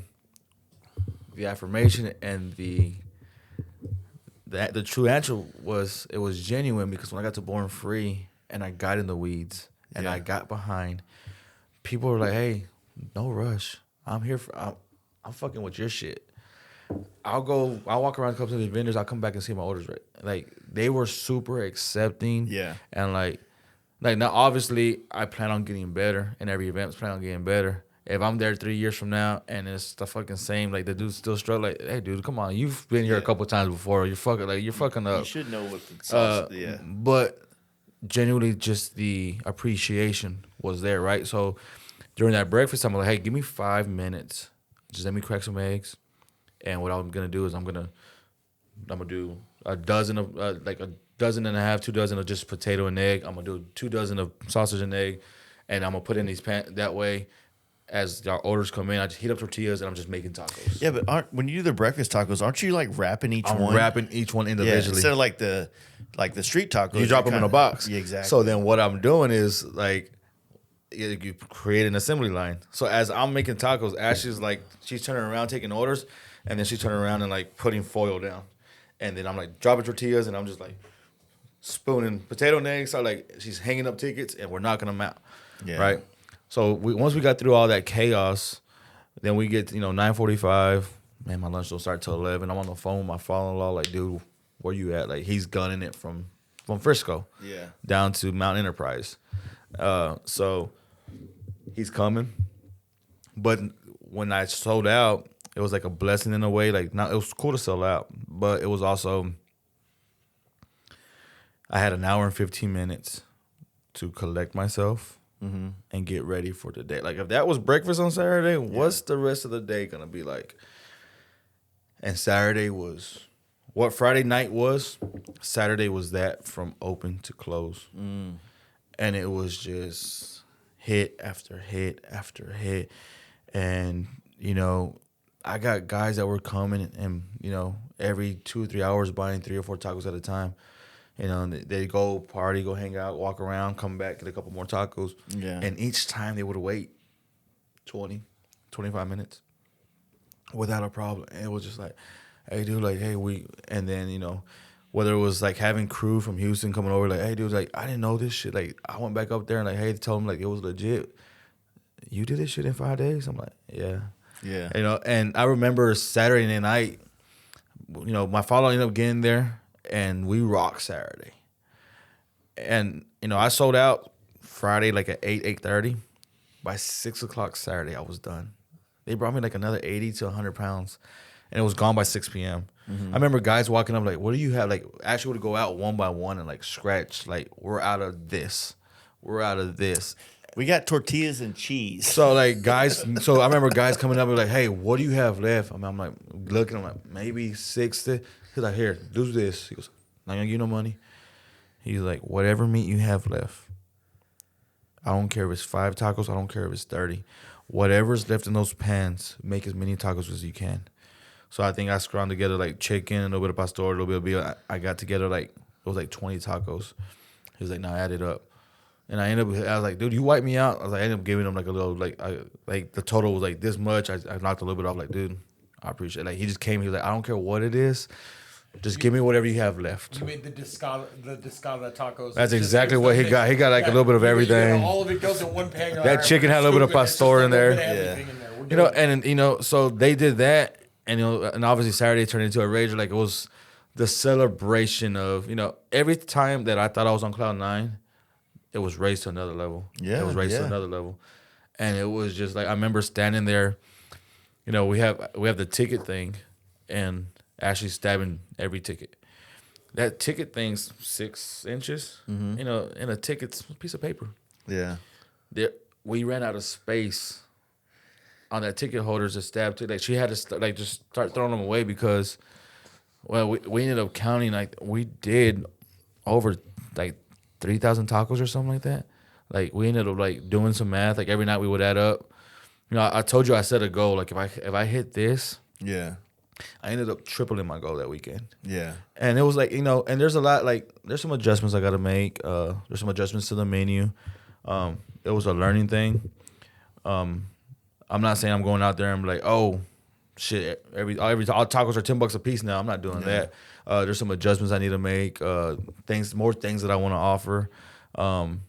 Bring extra help, but also like maybe start offering sides, rice, beans, stuff like that. But there was I left a lot of meat on the bone, and the fact of I did what I did with this.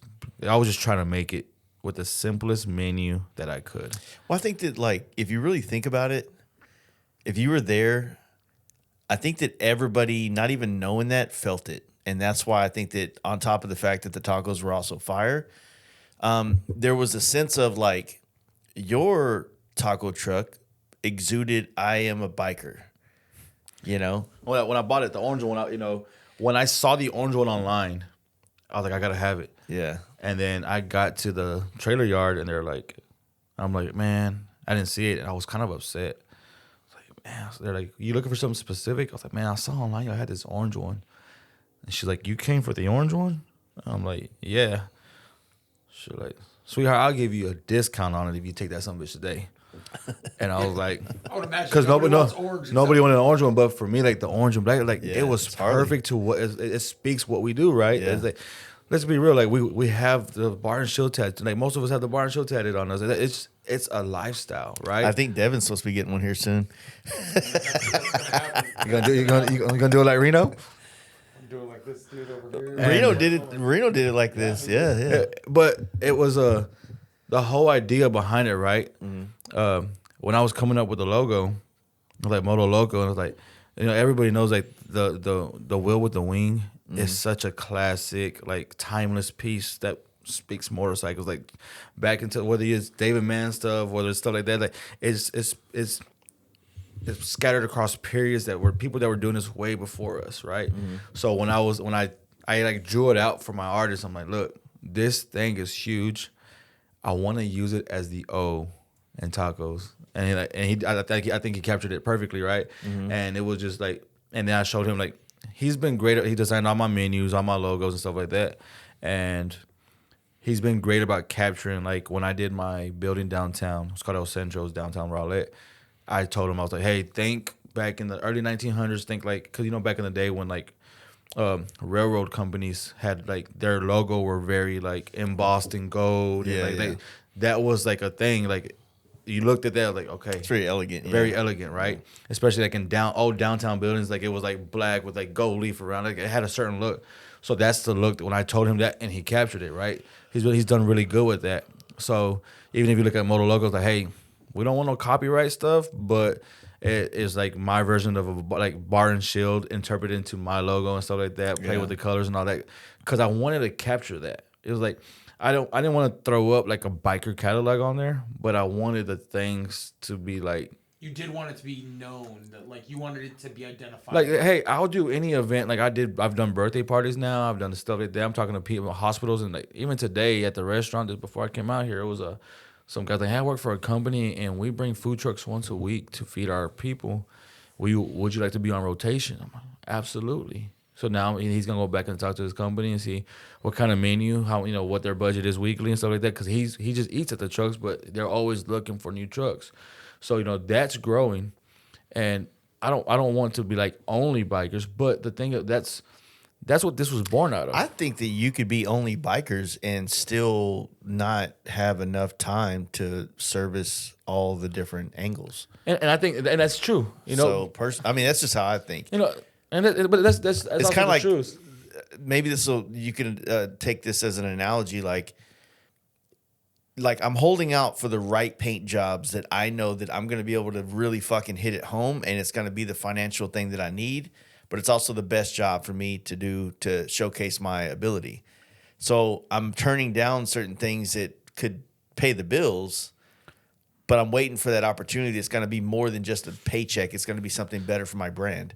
So it's like, yeah, if you have like all these opportunities, which I would do them for sure, but like if you can like, of course. Like if you get to a point where like obviously right now I can't be as picky right now, right? I'm capturing everything that I can. Yeah. Now obviously as I got I've got calendars now and schedules and books and stuff like that, and obviously if Harley and dealerships and stuff like that, like the stuff I got to work with, Katie and all them and Lance, all those guys at Dallas Harley, they want to bring me for a couple of events a year. Like I gotta get black and gold. I got Dudson and his old lady up in Texoma. They're like, hey, we want to get you on the books, If that's what I can start filling my books, that's priority, right? Because that's my brand. Like that, I found like a way to blend my passion and my career that I've been doing all my life with, I'm gonna ride motorcycles till I can't ride no more.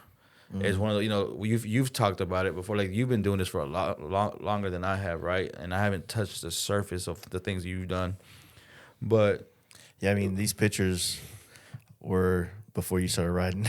Yeah, and that's the thing. Just saying, I ain't trying to flex or anything like that. But nah. When you get in this, but I can't cook a taco to save my fucking life. So when you get in, there's people that get in it like it's a flash in the pan. Yeah. Right. That's pretty cool. I dig it, but they're only gonna ride when the weather's perfect. And then there's people that it really consumes. Like it doesn't be like I'm not saying it's my whole persona. But what is brought to my life, whether it's the friendships, the memories, the experiences, now my business and stuff like that, it's brought so much to my life by simply being on a bike. So let's dissect that right quick, because think about that. How many times were there obstacles that you had to somewhat overcome, whether they were like internal or physical objective in front of you, to get to this point now where you can see how motorcycles are a part of your life and they're actually giving you some benefit to your life instead of just being a place to go ride a bike and go on the weekends and do this. And honestly, and I think, everybody's different, right? Now, I had to realize like, hey, I had to seize the moment because what we have here, I had to realize like, dude, not everybody has this. Like when I found out that your shop and you were out of Dallas, and I found out that the bike night was in Dallas. Like, this is my backyard. Yeah, I have no fucking excuse. Like, there's some guy in some city that's watching all this stuff, and there's no local bike night. There's no local bike. Like, there's nothing. He might not have nobody around. He wants to do rad shit, but he's having to go way above and beyond to do that stuff, right? Mm-hmm. And we got this in our backyard. I got no fucking excuse, right? And it was one of those that. And seeing what it provided, and what I have is like it. I mean, your birthday party was kind of like a great. I mean, because you had your OG homies there, then you had all the bike homies there, and then You had Ruben out there just fucking on one. Hey, Ruben had a whole vibe. And, you know, and I think I told my wife for years, again, I told you, I've always chased that brotherhood, that pack mentality. And for years, you know, when I had my successful businesses and I was doing good before COVID and took some, before the fire took some, when I was doing good, dude, my phone would not stop ringing. So many people wanted to hang out with Vince. Hey, let's catch dinner. Let's do this. Let's do that. I didn't have the time, but I make as much time as I can. When I don't have anything going, and I didn't have nothing going, when I lost those restaurants, phone was dry. I couldn't get these some bitches. I couldn't get a glass of water from some people, right? So I've always chasing that pack mentality because I've always found comfort like in friendship. Like I love hard. That's just part of my personality. If I care for you, I love hard, and that's friendships. That's everything, right? And I've been burned a lot, right? I was grateful that a couple years ago, my OG home, I call them my brothers, right?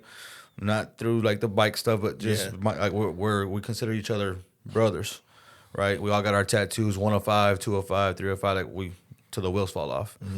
I was grateful for that. But then at the same time, again, I'm the guy that chases stuff. Like I can never be complacent. I can never be standing still. I always got like, what's new? What's next? Like I always have to have some kind of adventure going. And then when I found bike night, and I was like, man, this is cool. And then started seeing like genuine friendships of, you know, Connors, the Kyle, you know, yourself and Devin and stuff like that. The Kenny is having like my circles was expanding, right? And I went for years and years of like being burned and let down to when we got to my birthday party, right? And we did that invite and like I want so and so, so like there's a lot of homies at bike night. You know, bike night could be 100 people and bike night could be 5 of us, right? Yeah. But because of that, right, you can only get so close to those ones that are there weekend. Like again, the same names, the Connors, the Kyle, those people that are sitting there and putting in the same effort as you. Because they're there when there's 5 of us. Dude, I don't know why. I'm sorry to interrupt you on this. I'm just thinking about Kyle's Lauren just lip syncing ICP on. About ICP, yeah. It was Kyle's Lauren, Kenny Sobriety, and then Dudeson's Lauren up there. That shit was wild. I was like, this is like viral shit right now. It wasn't on my bingo card for 24. Dude, I tell you that. The lingo came out, and all of a sudden, everything changed. That's probably what got the cops caught on us. That loud as ICP. But you know, it was those guys that are there when there's 5 of us, and then the guys that are there when there's 100 of us. Those are those. You know, when you like, don't get me wrong, those big bike nights are fun, but when you get there, and there's been times where it's been a couple weeks ago. It was me and Dragon by ourselves. Yeah. Right. Steve was there for a little bit. You were there early that night. Then you took off to the chili cook-off. Yep. Steve took off, and then Dragon pulled up late, and it ended up me and Dragon talking for a couple hours by ourselves. But those intimate moments, not to sound gay or anything like that, but those moments where it's just like there's no one else listening, and you get just to have that that raw conversation. It develops a friendship quick. Yeah. Right. And I've had that with the Connor, the Kyle, and all that. So when I got to my birthday, I sent that out. And I was like, I'll see who comes through, And then pretty much everybody showed up. And then I had my OG guys there. I remember like standing back with my wife and being like, if you would have told me, like, I already got my brothers, and those are for life. Yeah, because your birthday was in late November, right? Late November, like the weekend before Thanksgiving. Yeah. And everybody showing up and like making sure everybody was good, and it was a great time, right? It was like, man, I didn't plan on doing. I've never done karaoke, and then Ruben was like, "Hey, come do it." Next thing you know, I'm doing "Wipe Me Down" or something like that, right? Like all these hood ass songs. Like, it's probably why my neighbors call it cops, but it was just a vibe, and to feel like you made a post about it afterwards, like someone that came in, and because I've heard conversations from you, Devin, Kyle's, maybe Connor. They're like, man, you came in, you kind of came in hot and heavy, and we're kind of like, what the fuck? Who is this guy? And it was just one of those like, but then to, like, again, I'm grateful to be a part of something, right? Yeah, but you were like you are the epitome of like what we talk about when we reference the table. Like you came in, you then immediately figured out, hey, what can I put on the table for everybody? Yeah. And it became easy because then we don't look at you as a taker. We look at you as a provider, and you're helping us keep the community going. And with what you know how to do. And look, not all of us are cooks, not all of us are podcasters, not all of us are anything, but we all are something that we can provide some kind of value to a group of people. We just got to figure what the fuck that is. And I think the thing is the biggest thing is being true to who you are. Don't try to show up and be something that you're not. Right? Yeah. If you show up and just be true to who you are. And, and that's the thing was like, again, like you said, my birthday was one of those just, man, I was apart from, how great Born Free was and everything else and the taco dinner that we did at the restaurant, right? And then when we did the taco pop-up here, like, meeting Haney, right? Oh, yeah. Haney was like, at first he was a bit much. I'm like, man, this guy is like real, like, he's kind of sporadic and like bubbly and stuff like that. I'm like, spazzy. I was like, yeah. I'm like, does this dude have like an off switch? Like, he's just like, because he'll say something, he'll kind of giggle. Yeah. But that's his personality. And now it's to the point when we were at Denton last week, I'm watching him like, this dude's just the life of, like, everywhere he goes, like, he's that life force that you need. Right, yeah. He makes other people feel comfortable. 100%. He's like, I think he has the same effect like Jaden. That's the 100%. Oh yeah, 100%. There's a handful of, like, don't get me wrong, there's a lot of us that I love, right? But then there's a handful of people, like Kano's one of those guys. There's some of those guys that when they're around, you're just smiling and giggling, like you're just happy for like Kyle. I've said it before. Like Kyle is a guy that. He's always a half glass full kind of guy. Like he's always gonna look at the positive something, always trying to give someone the benefit of the doubt. And I love that about him, right? And he'll talk shit for no reason, and then he'll kind of dog himself for talking shit for no reason. Like, never mind, I'm talking shit for no reason. But like he'll say some funny shit, but then he'll like call himself out on it. But the love that was there was just like, man. And Ashley was like, for a long time, I jumped into it, and then she was like hesitant about it because again, we've had this conversation like. You gotta go be friends with all those girls because I'm cool with their guys. Yeah. And it's kind of like you throw them in there like, hey, y'all play together, like play well together. Yeah. And then guys, it's real easy for us. Yeah. It's like the Step Brothers thing. Did we just fucking become best friends? Like it's real easy to do that, right? But women, claws are out. It's high tension. They gotta warm up. High tension is like you throw them in there, and it's rough. But you saw Ashley last night giggling with Tori and Sherry and Josie and stuff like that, and she's found her place. And I think the biggest another moment that was like super, and what motorcycle, and even my parents, my mom going hang out with Sherry on Fridays with Ashley now, right? She just it's not about the motorcycle, it's about the friendships that's been created, like the laughter, it's culture, exactly, right, and the community that it is, and. I remember, like, my dad always, I brought my dad to one bike night trying to show him, like, hey, this is where I'm coming, because I'm real close to my folks. Yeah. I'm blessed in that way that I grew up, and I have that, right? But when we did that dinner after Born Free, and my dad witnessed, and what was great about that was, like, he had a conversation, he had a couple conversations with people, but then he had a conversation with Corey Main Drive. Yeah. Out of all the group, he's very, Corey's like a very just old. Corey's he's like the grandfather of when us. He talks, you listen. Yeah. Right. Yeah. Like, you be saying some bullshit and having a good time. When Corey starts talking, you kind of just get quiet. And like I just want to take in whatever he's saying. Like he's like, talking. Hey, he's talking like, hey. There's some knowledge coming right now. He's fixing to drop some knowledge right now. Everybody shut up. It's literally when Forrest Gump got to Forrest Gump Hill at Monument Valley, and he turned around, and everybody goes, shh, he's going to say something. Exactly. So my dad had a conversation with him, and I remember that night my dad like coming up and grabbing me around the shoulder, and he's like, dude,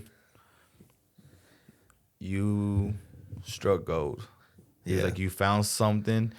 And because the thing about it is, like, me and my dad have always been, like, partners in our businesses and stuff like that. I bring what I got.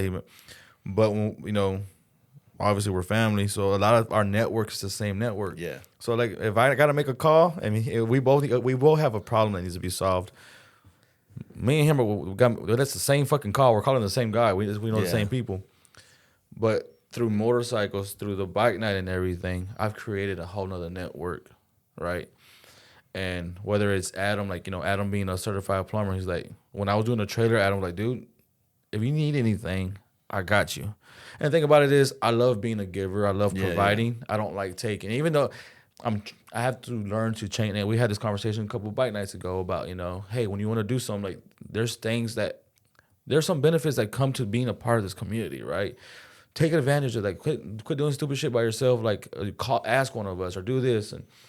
But I love putting on the table. I don't like to take. That's just my personality and life itself. But we all want to give back. Yeah, because we all. I mean, if you feel like it's providing so much for you already. Yeah, I mean, we all want to give back what we feel like we're getting, and none of us want to ask for help. But at the same time, it's also like we all want to help. Yeah, you know what I mean. And that's the thing about it is, like, that's why there's no hesitation. Like, dude, if my wife would have called me when I was at the Walmart parking lot putting the groceries back in the car, I've gone too far. I cannot turn back. This is done. Yeah. Right? But of course, depending on what it is. Yeah, and that's the thing is, like, even like I said, my folks are like, dude, and like coming to the house, like, especially for me personally, an invitation to my house means like, hey, I fuck with you. Yeah. Like, cause that's my where I can be safe. My kids live here. My folks, like, this is my safe haven. When I invite you into that, it's because I feel that level of comfort, right? And that night, dude, it was one of those. It was like just blew me away, And again, it was like 2024. I had made a post about this. Like 2024 for me it was all about perspective. Like, I've lost a lot, I've got up and I take it on the chin. I keep going, but everything that happened led to me ending up at the bike night and then like this and that, and just like, yeah, do I want success in life? Yeah, but you can't put a price or anything on the friendships and the memories and everything else that are being created right now. Like, where I find myself in life, like, am I where I want to be financially or the stability that I'm looking for? Like, honestly, when I was chasing that, I hit that level that I said I wanted to be at. I enjoyed it for a split second.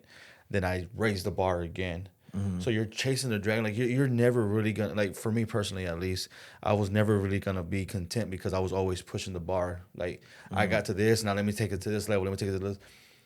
But what I have where I am now, bike night, motorcycles, everything has completely changed my perspective on, in 2024 itself was a big perspective thing for me in life, because it was like, there's more to life than just working my ass off and trying to provide the best. And it's like, yeah, I still want to do that, but to slow down, then you throw in the accident and everything else that's included in that year.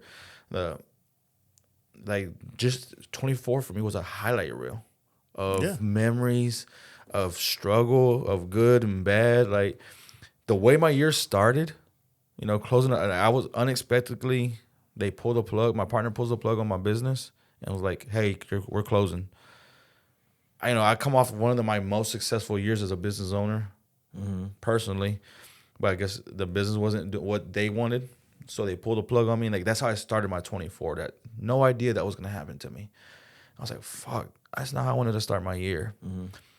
But where I ended it on December 31st, and I look back, the way it started, the way it ended, I would have never thought, like, it started way down here, and I ended up on this high with so much gratitude of, like, what I walked away with. It wasn't like... Well, isn't it because, like, we were kind of talking about this before we started the podcast, it's like, as we get older, when we're young, we put value in what we don't have, which is usually like physical items. It's there's a word for it. It's things. We put value on things and not people and not experiences. And as you get older, you find an appreciation for things, and you've had a couple bad friendships, a couple bad relationships. Yeah, you've lived life. When you have this rich network of friends, like, it'll literally make you feel like the richest person in the world. And honestly, going back and listening to the Quaint Zones, back and listening to the Fast Life Crew podcast, you'll hear Jaden poetically in Jaden form and fashion say that he struck lotto. We all did in a sense, but for not to turn this around or anything, but like, look, it's all great and everything's good here. And I keep having to remind everybody around me all the time. It's like when things in your relationship at home or your friendships or the things that you like to do, when they start to not feel good, ask yourself how much energy have you put into it? Like typically you've stopped feeling good about something because you stopped trying in that space. Yeah. Right? It's like your old lady will probably respond to you in the way you want if you give her more attention. Your friends will respond to you the way you want if you give them more attention. Not sitting there going, well, they never text me, I'm not texting them. Well, that's how I feel about life. That's like, hey, well, my wife never fucking grabs my ass, I'm never grabbing her ass. Now nobody's grabbing ass at all, right? Yeah. So you have to be the better man all the time. 100%, especially if you like, I'm a firm believer of what you put out is what you receive. Like if you sit there and put in effort and whether in anything you do, right? Whether it's a passion, a career, anything like that.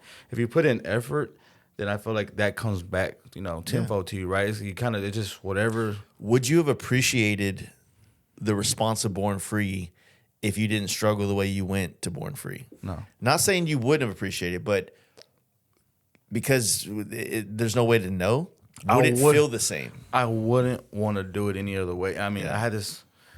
Me and my dad had this conversation because my pops was like, hey, a couple years ago, before all this shit happened, you had success. You had some businesses that were doing well. You had disposable income. You had time. Say you gotta go back 7 years before the fire, and I have time, money. Say I pulled the trigger on a heart in 2018. Yeah.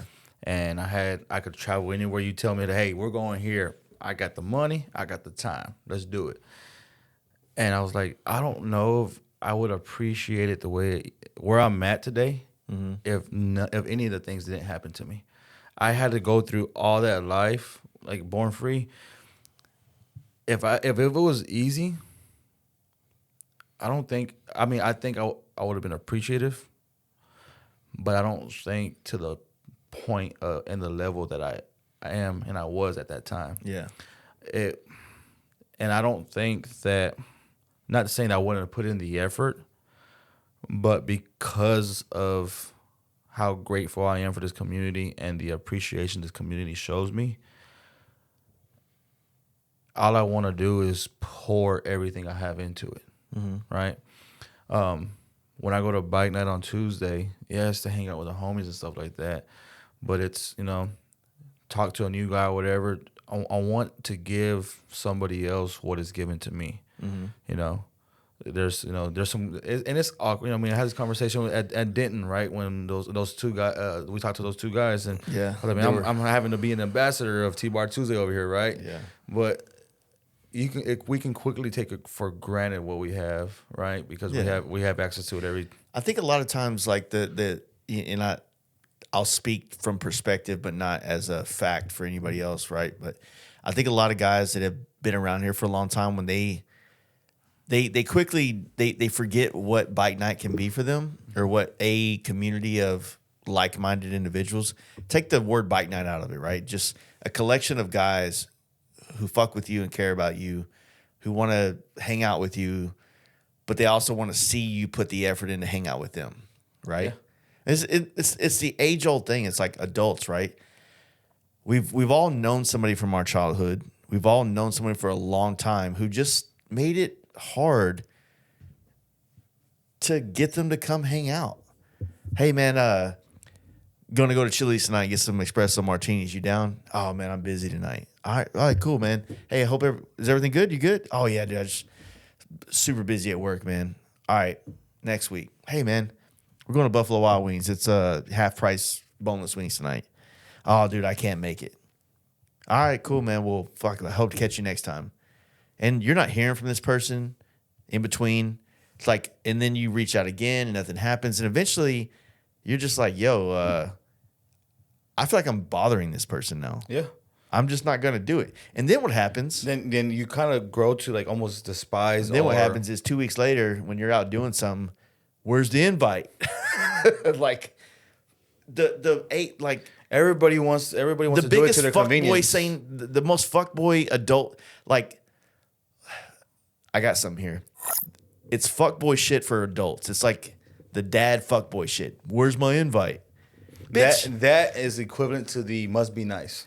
Yeah. Hey, dude, you know what? It is because I had to put in a lot of fucking work to get this right here. You know, where's the invite? It's one of those, you know, it's hard, right? But, you know, like I said, when last week being an ambassador, like for bike night at Denton, you know, these guys, you know, they got chopper homies. You know, we're out there supporting our chopper homies and stuff like that, scene and stuff like that, right? That's what we're doing. We're creating this blend and stuff like that, and this.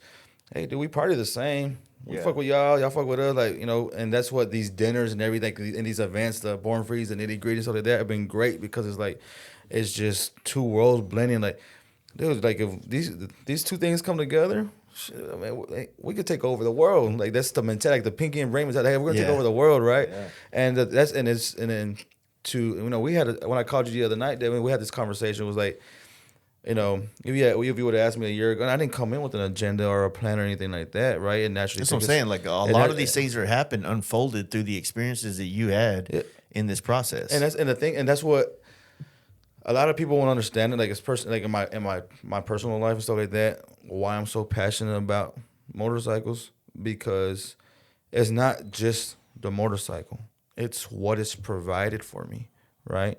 The experiences, the friendships, the opportunities and stuff like that. I mean, I play pool. My family played pool for years, right? I still got family that plays pool. And I did it for years. I kind of got burnt out, and I still got my sticks. All my brothers still play league and stuff like that. But that community, it was cool. I got some friendships out of it. But it didn't provide, you know, that's worldwide and stuff like that, right? It's a sport, whatever.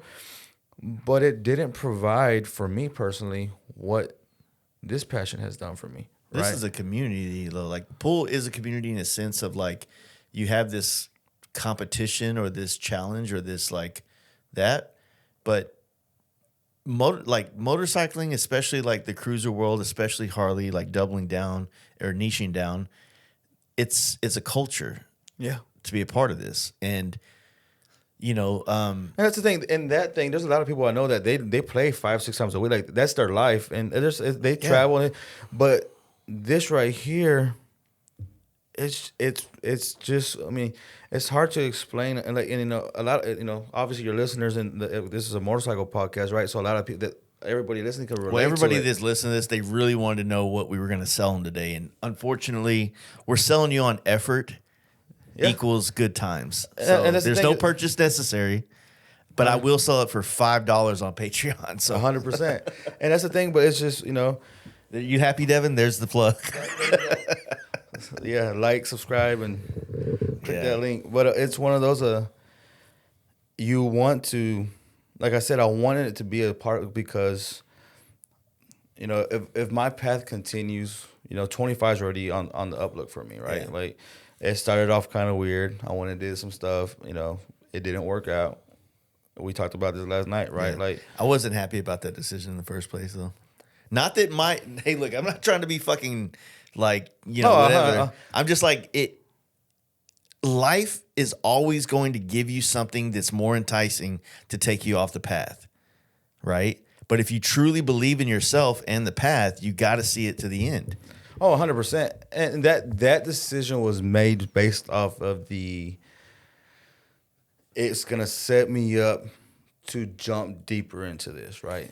That was the premise behind that decision. Everything you told me about what would happen, I wasn't mad at that. I wasn't even like, if it's going to be better for you and your family, 100%. But it all is a distraction from the bigger thing, because everybody that has a goal or a dream, every time they deviate from that, it takes longer to get there, right? And sometimes I feel like life gives you those kind of fucking those forks in the road to kind of just, you know, fuck you straight up. Because think about every, when you listen to the Xavier podcast, Providence Cycle Works that we did a couple weeks ago. I did a podcast with him years ago, and I think we touched back on it again on this last episode. He went to L.A. three or four times. 3 or 4 times trying to make it. And he said when he did that last one, he's like, hey, this is the last time. I'm at the point in my life. If I don't do this, then I'm hanging it up. He talked about like coming back and working for Harley and stuff like that, right? And at the same time, I mean, it's not as big as moving, right? It's I think this is what makes it kind of different. Like it's chasing comfort. I've done restaurants since 2014, right? I did it, fire, did it, lost it, did it, COVID, did it, partner bells. I'm still doing it, but I'm doing it with a new recipe, with that has been provided through motorcycles, right? Because I've always done them in like communities that I've kind of already done them in, right? Like I opened 3 or 4. You're trailblazing a little bit. You're not doing the standard. You're not doing the model that you've been accustomed to. Of I'm going to do this restaurant. This is this theme. This is the kind of food. I've been playing with that same recipe over and over. Like this is what works. I'm just going to keep doing this. Yeah. And through this community, I threw my hat in a whole different like recipe, a different sauce, and it was like and it hit right. So now it's allowing me to essentially do what I've always done, still be in the kitchen, but do it in a different way, right? In a way that I would have never took a shot or took a chance on myself to be like, I'm gonna go do this and be confident. With like, I'm gonna go do this and I'm gonna own that shit. What you're saying is 100% how growing up is in this world of just growing up in general. Like take away the restaurants, take away the little unique things that I do or Devin does or anybody we know do. As you grow up, you have more perspective. You understand more of what exists in the world, and you can apply the knowledge that you have into the other things that you have and the skills you have to figure out other ways to kind of do something your own unique way.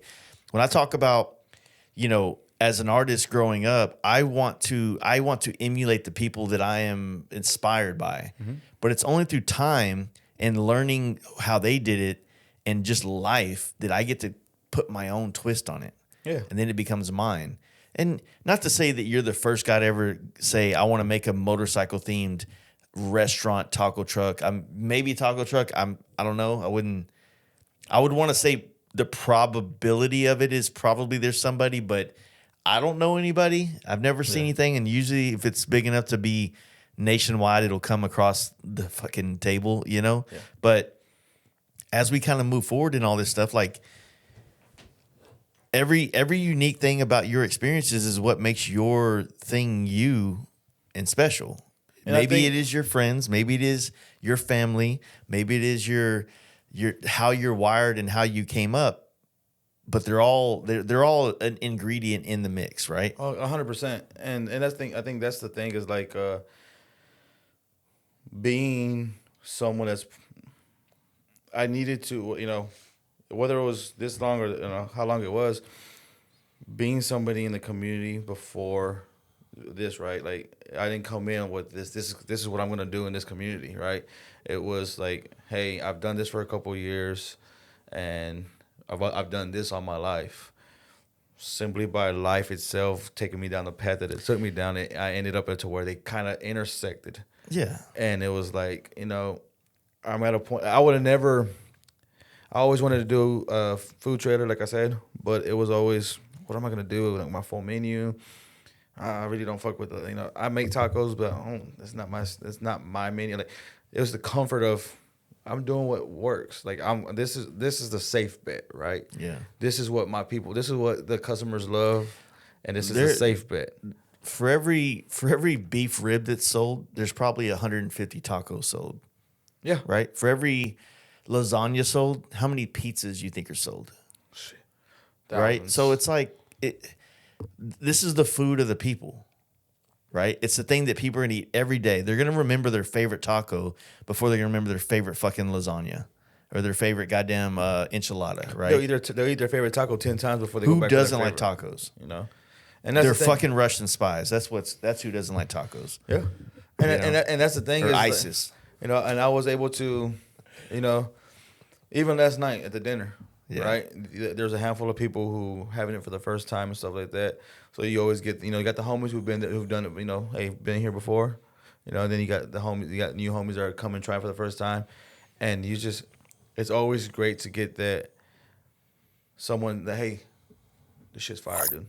So they like to always get someone new, like to always, I need to kind of, in the restaurant, I always get a customer that tells me how much they love it, right? So every time we do an event or Moto Loco does something, and one of the friends or somebody's like, hey, they're putting their stamp on it, like it's like, okay, hey, that's what keeps the wheels greasing, keeps the wheels rolling and stuff like that, right? So it's keeps you motivated, you just want to like, hey, okay, I'm still on the right path, right? So them telling you that, and it's just one of those things, conversation. Steve Moreno, when he came out to, he lives around the corner from Dallas Harley, and he came and got tacos, because he didn't make it to Born Free.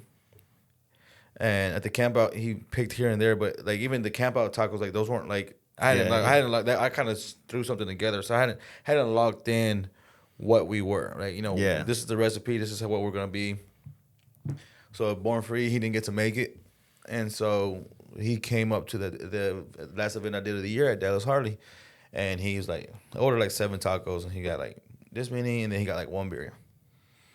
Then like we kind of died down. I walked out. I was looking at bikes and come up. He's like, dude, I fucked up. What are you talking about? He's like, man. He goes, everything was fire. Everything was good.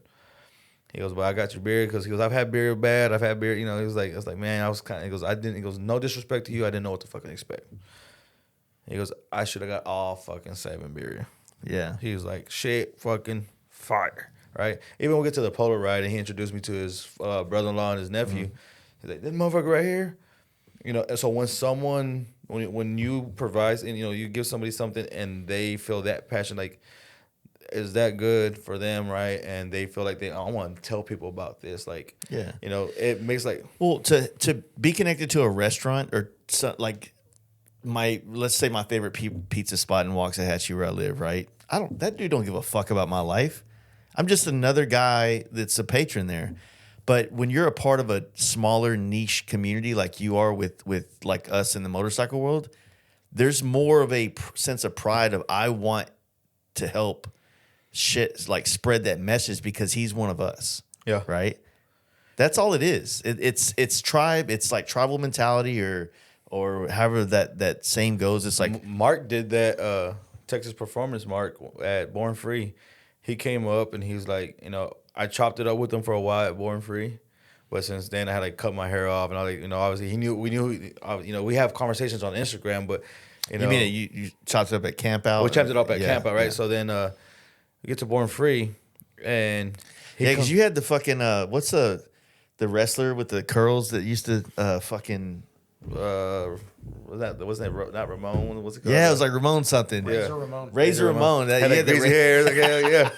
I was trying. It's coming back a little bit. Hair and the gold chain. Yeah, try swag, baby. There you go. But I chopped it up with him at camp out. What camp out's it's dark. You're drunk. You're doing this and that. But it was. Mark's just one of those natural guys that it's just this is someone you want to be around, right? Yeah, he's one of those people in the community that you're just like, dude, I want to fuck with him bad. Like he's just like he's cool as like when we're in Austin and we're at that that biker bar and hanging out with him, was like being in his backyard. Like fuck yeah, I love this shit, right? And then he gets to Born Free, and obviously he's he's over there hanging out with Steve and stuff like that, and he walks up, and obviously by then there's another trailer that opened up, and he's kind of looking, and he starts walking towards like, hey, is this the T-Bar Tuesday Moto like taco truck? Yeah. Like, y'all were at camp out? And Ashley's like, yeah. And she, Ashley, yeah, that's us. He's like, okay. I just want to make sure. And then he's like, off the rip, he's like, give me like 15, 20 tacos because I'm going to eat a couple and I'm going to take the rest up to everybody else hanging out with Jason and stuff like that. Like, he's wanting to come and support, right? Yeah, He was just a homie who, just like last night, I was bummed out that he didn't get to make it last night, but he shot me a message. Yeah, he's trying to get his stuff ready for Nitty Gritty, we picked a time where it was just, dude, especially when you are like, this week coming up, I have a week from hell. I lost a helper at the restaurant, so we're down a man right now. Then I'm gone Thursday, so I'm juggling an act right now. Like I don't want to miss Tuesday, because that's my night, right? But it's like I got a loaded Monday to try to get as much stuff done a lot of the stuff I was supposed to do to the trailer for Nitty Gritty. Mark, the guy that sold me my first Harley and that helped me with the trailer, his mom, he was doing a lot of the work, but his mom passed away last week. So a lot of stuff got paused. Like, you know what? I don't want to make all these cuts. Like, it was operational as it is. I was just making upgrades. Let's just put pause on everything. Let's just roll with how it is because we know it works that way. Yeah. And then we'll do the upgrades when we get back. Maybe we'll learn a couple more things out of Nitty Gritty too, and then we'll make those adjustments when we get back. So what do you kind of got in plan for Nitty Gritty? Like, what's the?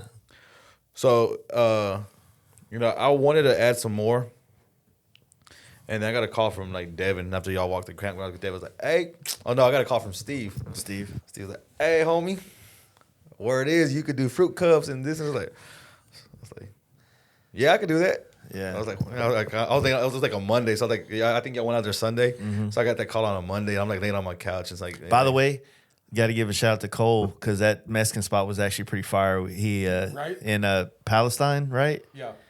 I hooked you up with the spot? Yeah, it was pretty good. I mean, like deep East Texas, like food joints. Wouldn't expect that much flavor, huh? Yeah, I mean, you just never know. Like you're rolling the dice, but it was actually pretty good. So but yeah, so I'm like, it's Monday and I'm off on Monday, so I'm like, kids are in school. I'm like laying on the couch, basketball shorts, watching TV, and like get a call. I'm like, hey man, I heard you. Like, let me see what I could do. Like, and then I didn't want to sign. I was like, what the hell's going on? Like, all right, fuck it.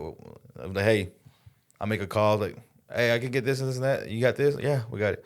Cool. So there. And then so for Nitty Gritty, what we're gonna change up and we're gonna launch it at Nitty Gritty is I'm gonna keep the same tacos, which is your birria, your asada, pastor, and chicken. I talked to Steve today, actually.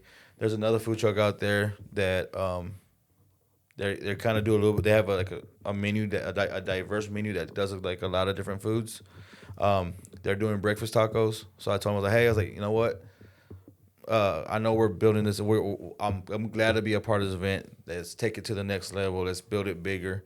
But because it's Born Free is like 5 times the size of it. Yeah. So I said there's no need for both of the two of us to be chomping at the same bit right here. Yeah, yeah. So I was like, hey, plus it kind of give you some free time. Give me some free time to focus on what I need because I'm adding more things to my menu. So it's also like instead of focusing at a window for 2 hours in the morning, when I wake up, I could sit there and focus on prep for the stuff I'm at. So we're adding, we're keeping the tacos. We're taking out breakfast. We're doing, we're bringing elotes, and then we're bringing fruit cups. Talk to my people. They should be, making sure like I'm not gonna bring out some like green ass fruit and stuff like that. But I'm doing cucumber, pineapple, mango, and strawberry. We're gonna do so the strawberry is gonna have like a no cantaloupe for us white folks, dude. Man, cantaloupe's all right. You put a little of that fucking sauce, that little tahini. Tahini on that shit? Hey, so like I got a Mexican wife. I know you got to put the tahini on the melon and mangoes with tahini and chamoy. That's where it's at. Yeah, it'd be hidden. Pineapple with chamoy and tahini. Yeah, that cucumber though, you lost me on that one though. You don't like cucumber? Oh no. Cucumber with salt and lemon. That's my. If I want to have something that looks like a pickle, I'm gonna get a fucking pickle. That's my wife's shit all day long. Hey, cucumber. So it's funny that you said because yesterday was it Saturday? No, Friday. My dad had some cucumbers, and I guess when you plant things, if you plant things too close, those seeds can crossbreed, and like if you plant a plant too close to peppers, then you can have a fruit that's spicy because they're in the same soil. Mm-hmm. And I was eating a damn cucumber. I was like, it tastes like cantaloupe. I'm like, this is not what I wanted. Like, what the hell? It'll probably make it better. That means it actually had flavor. Had a little sweetness to it. But no, so that's what we're bringing out. And cucumbers are good for like if you burn your eyes welding. You gotta get you a hood. I gotta get a better one. Doing facials with cucumbers. Yeah. You close your eyes and just like Britta's rubbing off on you, dog. Britta's rubbing off. But so we're adding that to the menu. I've been stuffing Ashley and my dad and everybody at the restaurant like just making like elotes. Like I want them to taste authentic. Like I wanted to do like so the trailers, they have these thing called patio trailers where the back end of it is like a patio. You can put like a smoker and stuff like that. Like, part of me wishes that I would have got a patio trailer, like, cause I designed this trailer to carry my bike, and I'm like, man, I'm not really. the goal was like, oh, I'm gonna get my bike done up and like I'm gonna get Peach Dregs design or something like that to do like a Moto Loco Turby cover, like parking in front. Like I wanted to do all that, and it's still part of the plan, but it's like long term. Yeah. So like when you realize going to these events and like I'm not getting out the service, you don't really get a chance to do anything. So the thing about it is like I wish I would have got a patio trailer, so I could put like a smoker or a charboarder on the back end. I want to do like roasted corn and stuff like that.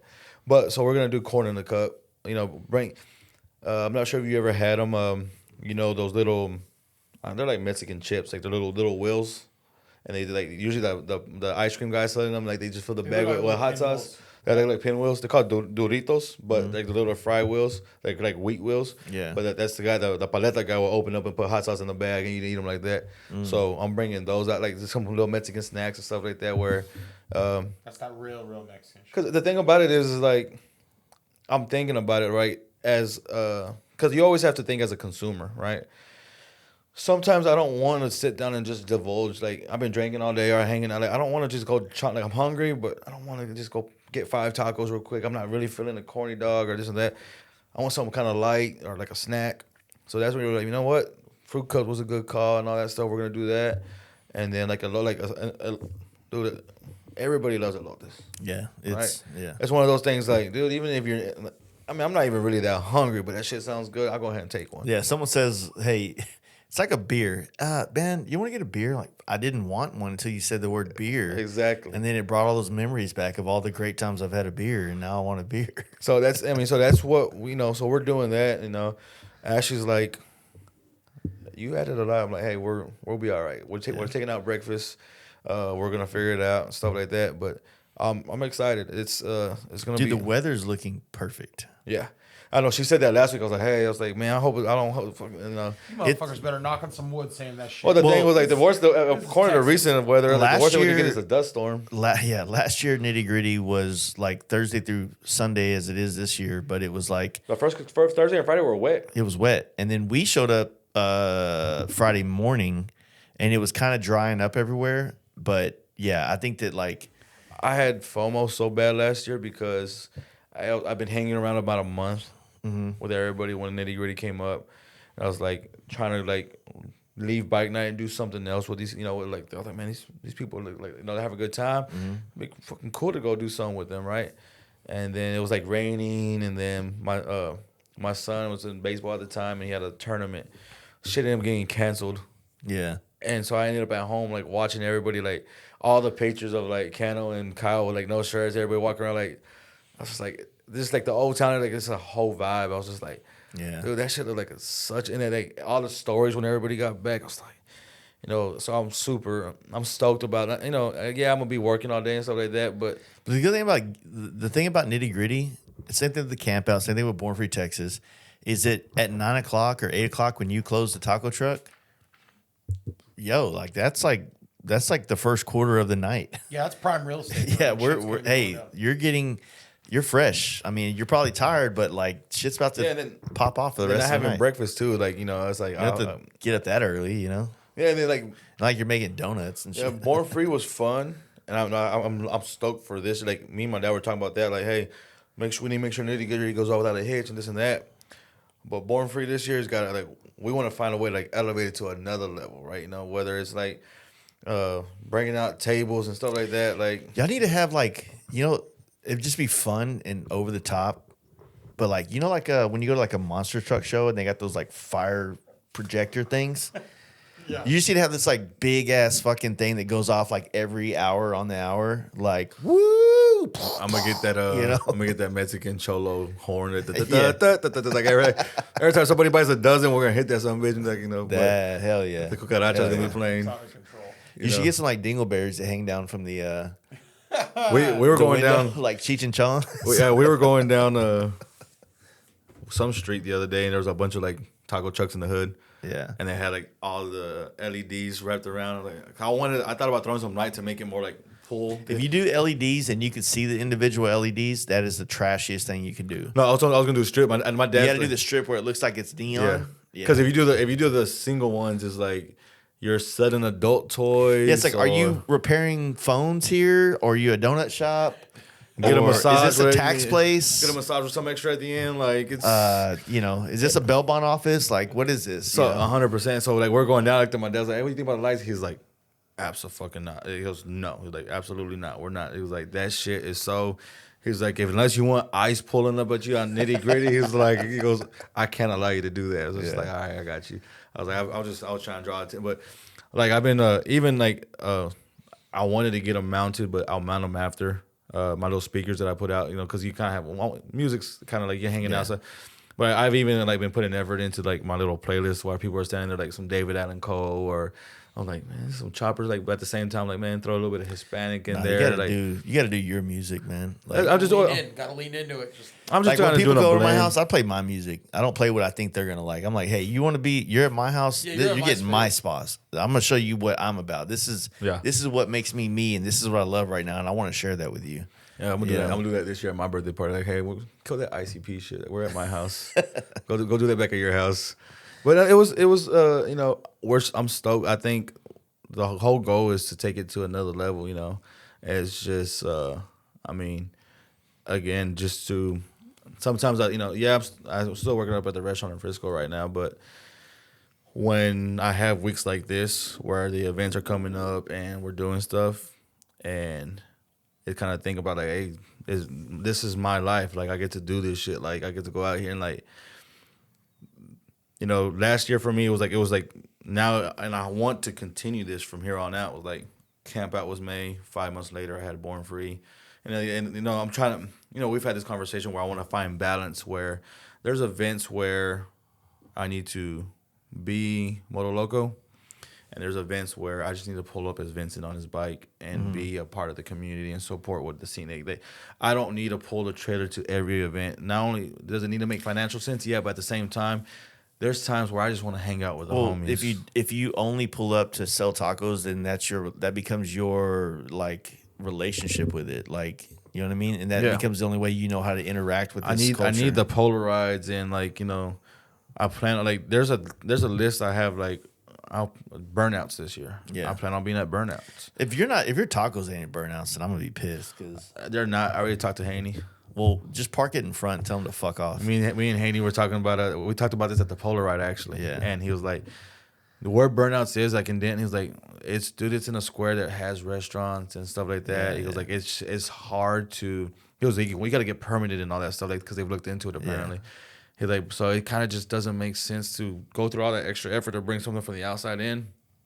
Yeah. When you have they have that little across from the Hickory Lounge that we shut down all those espresso martinis at. Like there's a little taco spot that's still there, right. And he's just that's like tacos. That was Connor that we ate it with. Like there was a taco spot on the square that was actually had birria. How the fuck you say it?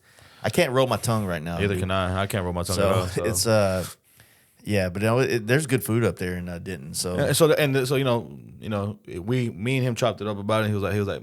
You just need to come and be present. Like, come and be a homie. I'm like, hey, that's one of the things. Like, I plan on being there for that this year.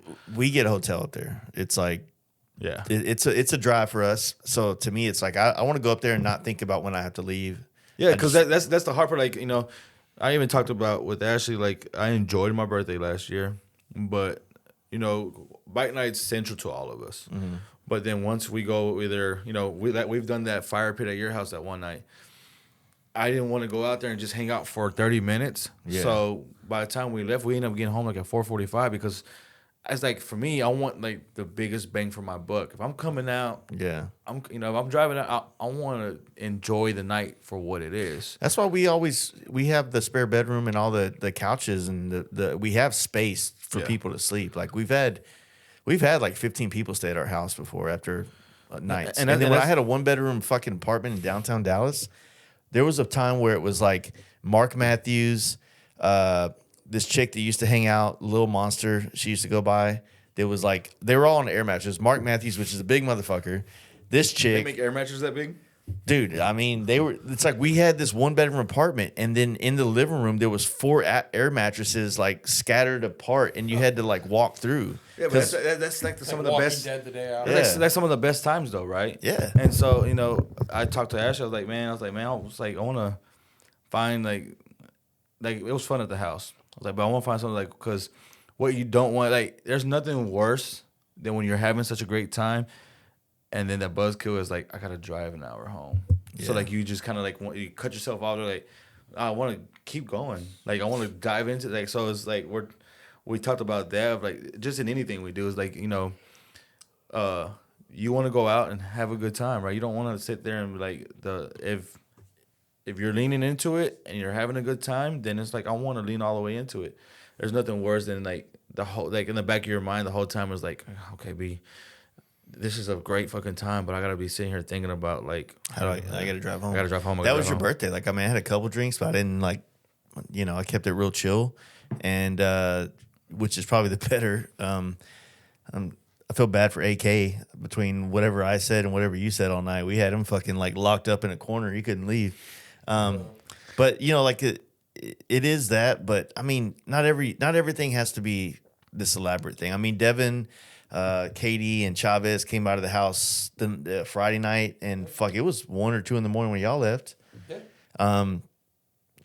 Devin doesn't drink, so it helps out that he can like drive Sherry home and not have to worry about like, you know. That's how I am most of the time. Like Ashley can enjoy herself, and I can drive her home because you know I might have a beer. Like the most I think I drink was like when we were in Austin and we were Ubering around. So yeah. But you know, a lot of times I let her enjoy herself, and I like hey, I look out for her. But like I had every intention of having a good time last night, but then like we ended up like it just became a lot. Just like, dude, I didn't get to eat one taco, and it was my fault because like I don't know, I felt like this.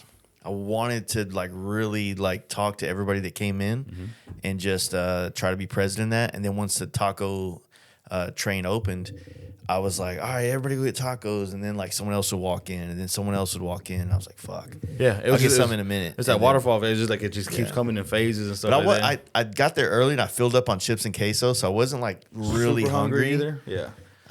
But yeah, I was kind of bummed that I didn't get a chance I got 3 tacos. I didn't eat anything else other than 3 tacos, and it was like I grabbed those. The one that worried me was Matt Van Buren. I was like, somebody's gonna destroy a tray by himself. He stayed in single digits. He stayed in single digits. Yeah, I was like, so when he came to my campsite at the camp out, he was just standing there like Kenny's wife's sobriety ended up like I didn't want to do it, but she's like, hey. Everybody kept trying to throw money at me, so they put a tip jar out, whatever. Like, hey, don't worry about whatever. And he like put some money in there. He just stood there, and like as I was taking him off the grill and putting the tray, he was just like he was sprinkling like cilantro and across the road, and he was just like, I was just like, son of a bitch, how much like. I'm a chunky guy, but I don't have a big appetite. Like I can't eat a lot at one time. Yeah. You know. Well, man, fuck, I was gonna say something about it. No, well, it's all good. I mean, for context of the people listening and watching, like last night, we had these ideas about wanting to create like because we have this resource like with you and the restaurant situation. We wanted to just do this dinner where we had this ability to create a space where people can come hang out, eat, have some drinks, meet people, network, shoot the shit. You know, just invite people to it. Not like an open invite to everybody that exists, but like. You know, try to get people that are like that work at this business and they do this and they show up to bike night a lot. Like people that are really invested in it's like culture. you wish it could be just like, hey, you post it on Instagram like, hey, everybody come. But if you do that, then it doesn't be. I mean, it kind of loses the point of what it is. We wanted to have some intimacy to it, to where it felt like you were able. It wasn't going to be so many people there that you could not talk to everybody, and you would click up in corners with your own. I mean, I remember walking up to. Charlie and fucking Bailey, and it was like, you guys segregated yourselves. Like you're both West Texas dudes. You found a table and you sat there by yourselves. Like you did it on your own. Yeah. And the Oklahoma dudes kind of did too, but they came together. I'm just kind of poking fun. I watched the Instagram stories on Oklahoma. Yeah. Blake told me, he's like, hey, is Frisco okay to get a hotel? I'm like, yes. And then when I got home at 4:15, I see Blake posting that, you know, first they were in Louisville Buc-ee's or like Louisville guests, and then next thing you know, they're at Denton Buc-ee's. And I'm like, they're making that haul back. So I think they fucked up because they were at the restaurant, and then all of a sudden They ended up in Dallas too. Somebody made the genius idea. Let's go to Rodeo Cold and see Cano. Oh, Cano. So that's a Cano move. That is absolutely. So did they roll with Cano to Rodeo Code? Yes. I saw that they were in Dallas. That's how they. So Cano walked up to me and goes, "Hey, we're going to Rodeo Cold. Let's go." And I'm like, "All right, cool. Sounds like a good deal." And then I looked at my phone. It was like 12:45. I'm like, it's going to be 1:45 by the time we get there. Yeah, no, that's. So I'm like, nah, I'm just going to finish this out and then go home. Cano came up to me, he gave me a hug. He's like, I'm throwing money at all my babies tonight. Like, he took off. He's like, I'll make it there in 20 minutes.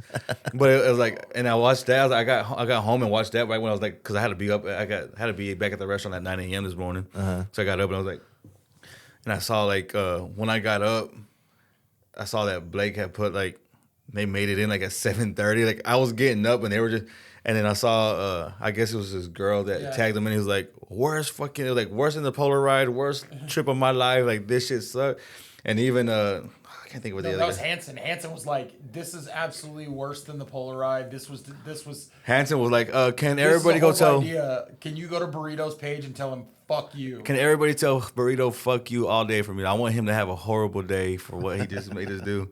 Why did they just get a hotel room? They were supposed to, and then I guess he talked them out of it, and they talked them into riding back last night. Fuck that, man. Yeah, Burrito's girl was pissed. Hanson was pissed. They got stopped on the way down, and then he wrote us like, that's... I've come to the conclusion, Oklahoma just can't go anywhere. They can't just go anywhere and not have a problem. They have, you know what? Either something's going to blow up, or... They got a lot of stories, though. Yeah. And it's part of the thing, you know? Yeah. And that's the thing is, like, where this year's going, you know, it's one of those... last night was one of those things of just, I'm super excited for seeing those guys come down, right? And other homies and stuff like that. Like, a lot of people, like, outside of the dude from Only Baggers who's, like, up the street, 5 minutes, not even, like, I work there, right? But I'm 40 minutes away. But Laney's in Azle, you're at Waxahachie, you're in Midlow. Like, it's, you know, Kano's in Arlington. It's a hike, right? Like, so... Dude, Jacob took us forever. When Jacob and Josie left, they're like, you know, we got an hour and 45-minute ride home, you know? But the thing, like, when we did the last dinner, Cole came up from Tyler, right? When you are this community that we have and everything that we have, right? When you want to be a part of it, there's no excuse. Yeah. Like, you can sit there and give yourself all the excuses you want, but if you really want to be a part of it, you find a way, right? You show up. And the thing about it is, we have people like, you know, like you said, it's not just like a post online and an open invite. So it's, hey, if you get invited to this and, you know, after a couple times you're not pulling up, there's someone else out there who would love a seat at this table. Yeah. You know? So, like, if you're not putting into it, we're gonna find somebody we want, you know, and we might love you and we're still cool. Yeah, but this is not a threat. We just want to we want to surround ourselves with people that want to help us do what we're trying to do. Yeah, and that's the thing. Like last night, like I told them, was like it was cool because I was comfortable enough that I knew enough people in the room, but I also knew that at the end of the night, I was gonna know some more. Right? Like, because that's the thing is like especially in the scene that we're part of, right? That I've come into, there's a lot of people, especially, you know, you start doing the more you stuff doing and start being a part of. You start getting follows and you have conversations with people online and stuff like that. I know them by their Instagram handle, but like I've never had a conversation with them in actual person. Like me and Burrito follow each other and we'll like each other's stuff, but we never actually talked, right? Then I was outside shooting some bikes or looking like that, walking around with the camera, and he's like, "You're on film," and he's like, "I got into photography again," but he goes, "I finally got back into it last year." And we actually got to have that conversation. Yeah. So now it's not just me and some dude that, you know, we have friends in common, so we like each other's shit. It's the first time I got to meet Bailey in person. Like, Bailey follows me. Bailey he's always hitting thumbs up on stuff. I watch him in his shop and stuff like that. Watch, you know, his dog Hardy is cool. But to meet him in person and to sit there and have a conversation with these people, right? Yeah. These are people that are part of the community.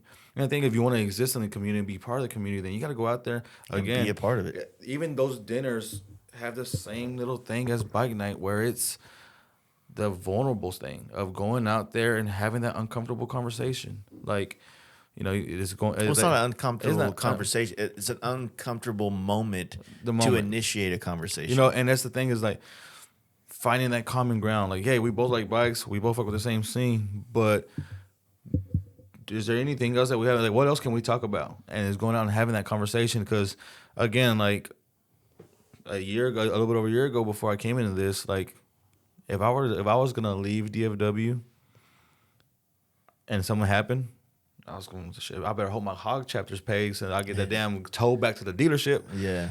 But now it's in a weird way, it's a flex to be like, hey, if I break down 5 hours from here, I might not know somebody, but I can hit the group chat and the group chat could put it out there. Mm-hmm. And there's a homie of a homie is, you know, a friend of mine, and it's like to be a part of something that's like that. It's a great feeling. Yeah, motherfuckers pay to be in hog chapters. Yeah, all you gotta do is show up to this one, and you get bigger benefits. And don't be a fucking jerk. You know, but I'm super stoked, and you know, we got some stuff in the works. You know, I don't know. I don't think that I'm speaking into existence, right? So I don't have the lease in my hand, but I got the approval, and the lease should be in my hand. I got a short week this week because we got Nitty Gritty, so I might not get it till next week. I'm supposed to talk to him in the morning. Moto Loco brick and mortar coming to a city near you. Nice. You know, so we're looking at doing, you know, again, from everything that we've done here, it turned into wanting to contribute at the camp out to Born Free to Nitty Gritty and everything in between to now. I think, and I had this conversation with Katie last night. It's scary to, like, the amount of homies, you know, me and Devin talked about this last night, the amount of homies are, hey, I'm going to make sure that you're good. Like, I'm going to support you. Me and you had the conversation, like, you know, you're throwing out ideas, like, hey, we can do this, hey, we can do that, you know. The amount of people that are already, like, ready to help, you know, be a part of it. And because we're going to keep the same theme. It's going to be a taqueria, you know. It's going to be, no service. You go to a window, order your tacos, elotes. All, same thing I do in the trailer is going to be in the taco. And I'm going to add some stuff like barbacoa and lengua because it's a bigger, so it's easier to, mass produce things like that. Yeah. But the trailer is supposed to make advertise the brick and mortar. The brick and mortar is supposed to advertise more events. Like, continue to push that envelope, right, of what it is. I'm around the corner from a dealership, so it's like I get to lean into that. Hey, I can go over there. I mean, if people are getting their bike service and they're waiting for it, shoot them over here. I'll give them 10% off the tacos. Yeah. Again, if they can come there and find someone else into this community, because there's a lot of people that let's be real. There's a lot of people that they go to Harley, buy their first Harley. They're going to buy all the warranties and the oil changes, and they go there and they sit in that lounge. But outside of that, like, they ride to a bar or something like that. There's a lot of people in this lifestyle, in this world, that don't know that the stuff that we do exists because they're scared to go past their local bar. They're scared to, they stay within a circle, or it's very, they're very closed-minded when it comes. They want to do cool stuff. Well, I don't think they're closed-minded. They're just unaware, like they're ignorant to what's out there. The balance is on this side of the table is like, you don't want to advertise it so much that everybody and their mom joins it, because then there's no barrier of entry of, like, you just get every Tom, Dick, and Harry that comes into it, and it fucks it up. Oh, 100%. People start saying words like gatekeepers. I'm like, yeah, dude, we gatekeep for a fucking reason.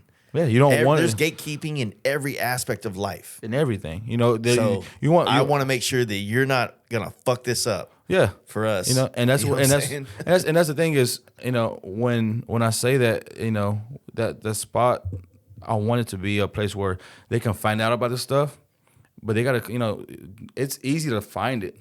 Yeah, but to come and be a part of it, it takes effort. Yeah, right. Like, you got to put that effort in. So, like, I just want to be, like, expand that community, and like I said, I got that opportunity, and I'm stoked. I called on it a couple months ago, didn't think it was gonna happen, and left bike night like 2 weeks ago, and like I got a text at 1 in the morning. Hey, you still interested in this spot? So, hell yeah, yeah. So we're gonna keep the same name, we're gonna keep the same theme, we're gonna rock the Moto Loco. And that way, especially all our local people and stuff like that, we have such a great support system that you don't have to just get the stuff at the event. If you come out and get your fix and hang out and stuff like that, then we're gonna have that too. And really just like go out there and I want to, by doing this, going back to what you said earlier, I can dive, because the scariness of jumping into the trailer and only the trailer, just the decision I made earlier in this year to go do the oil field again, right? That was a decision. That was a safe bet to try to provide for my family, because as much as I want to just 100% drive into a trailer, parking yourself in a gas station or waiting on events and stuff like that, the chances of me immediately just making what I need to make to survive, that's a big risk. Like, I got boys, I got kids I got to feed and stuff like that. So it's hard to, even though I want to bet on myself, it's that risk is, super risky.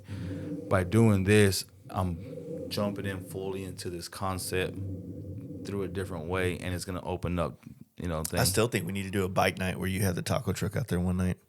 Yeah. I think, first off, like, Cold Beer's going to have to start letting us do a little bit more what the fuck we want to do. Yeah. They ain't going to give me my beer on tap. They're going to let me have some tacos in the parking lot. I'm getting tired of fucking hot dogs or whatever. But chili pies. But, like it, they should be fine with it. I mean, it's only going to help more people want to come there and 100%. And that's the thing. I want to, and that's the thing is like us taking this chance on this is like to fully lean into what we got going and make it make the best of what we got. This opportunity that's been given to us through this community, so I'm super stoked about it, man. I'm super, super pumped, and I'm looking forward to what's coming next. Hell yeah. So I just got a text from Ramjet. I haven't talked to him in a while, so hey, that's all good. But no, hey, look, I'm ready for this year to kick off. It's it's good. I mean, it's motivating to see you like reaching for the stars and essentially for like what you want to do with what you got, and everybody in our scene. As much as like I wanted to help bring last night together, with you guys and what you guys did, and it still motivates me. It inspires me to kind of like want to stay in it too. You know what I mean? Yeah. So and that's the thing is like, man, nights like last night, walking around, it's just one of those, man. Even that last table that was there, like when we're still open to the public, they were asking Ashley, she was serving them, like, hey, what's going on? What is this? And she's like, my husband rides. This is a community. This is a group of people that he's part of, like a big network that people are actually in it. And we just kind of happen to have a place that can host and do these things. And they're like, all these people are more like, because there's some of them walked in looking like bikers. Wes. Yeah, Wes.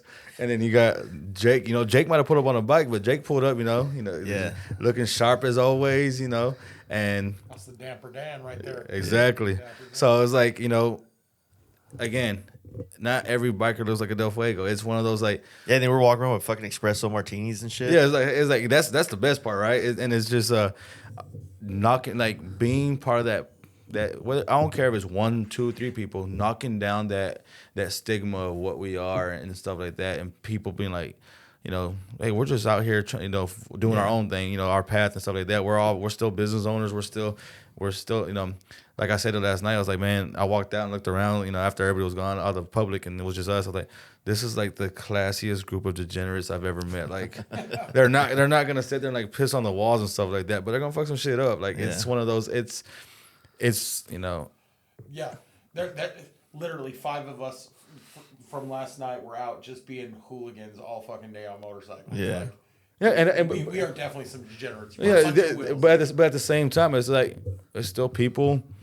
What I love about it is this community that I found through this bike night and everything else. Through you, is you can go out here and do all this rad shit, but then this group is still pushing you to do good thing in your actual personal life. Mm-hmm. Like Kenny buying a house. Like, seeing him do that and seeing your homies that you ride with and do stuff like that. And nobody's like, dude, why don't you come to bike night anymore? Like, I'm trying to buy a house. Oh, fuck that, dude. Yeah, exactly, right? What's up, dude? Get your life together, nerd. It's just like, hey, dude, you know, he hit me up and he's like, hey man, I'm sorry that I've been. I'm like, bro, there's nothing to apologize. Like, I'm fucking proud of you. Yeah. Like you went out and did this shit, right? Yeah. And you got your bike.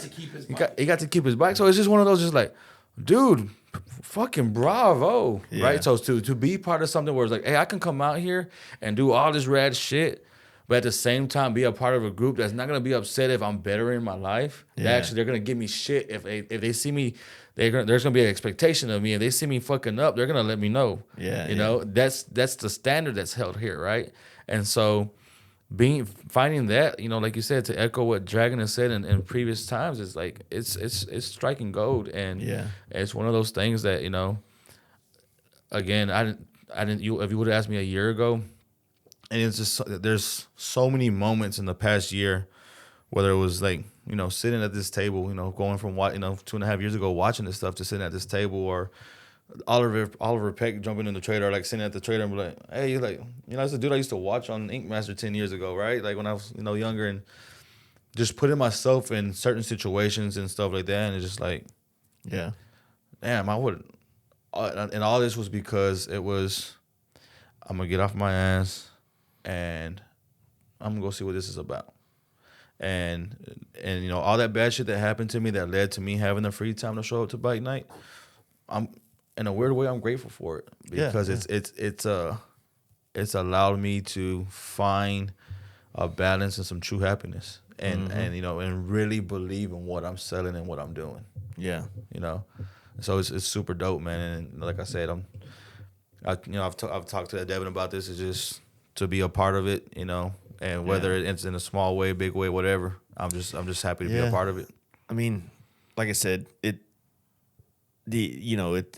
at the beginning, you're always in love. It's just like everything. You're lustful to all the new experiences, and eventually some of this stuff becomes kind of like normal. But you have to remember that that's part of it, you know.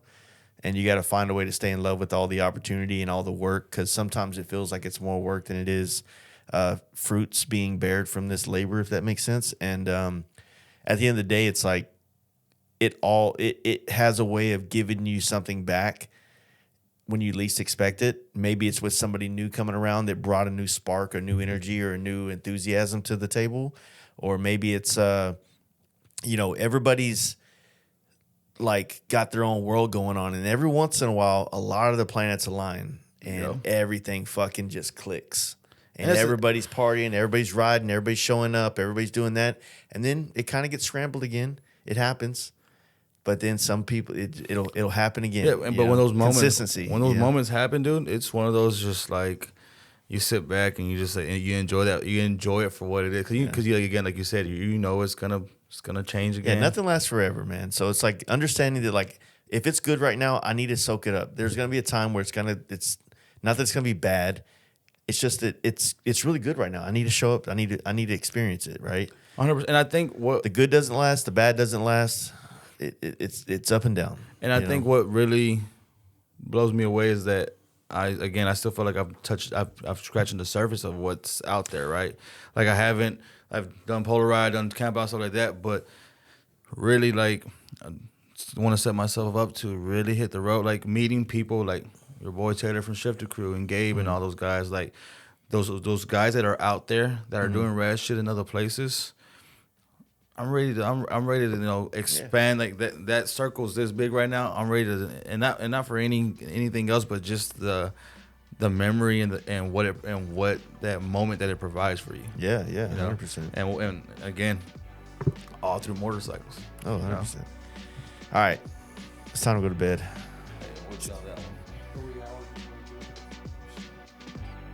All right, thanks, Vince. I'm excited to finally get some tacos this week coming up.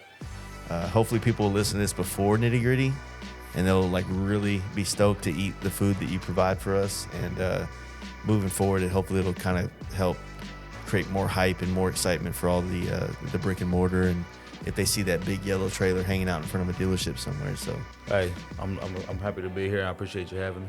All right, peace.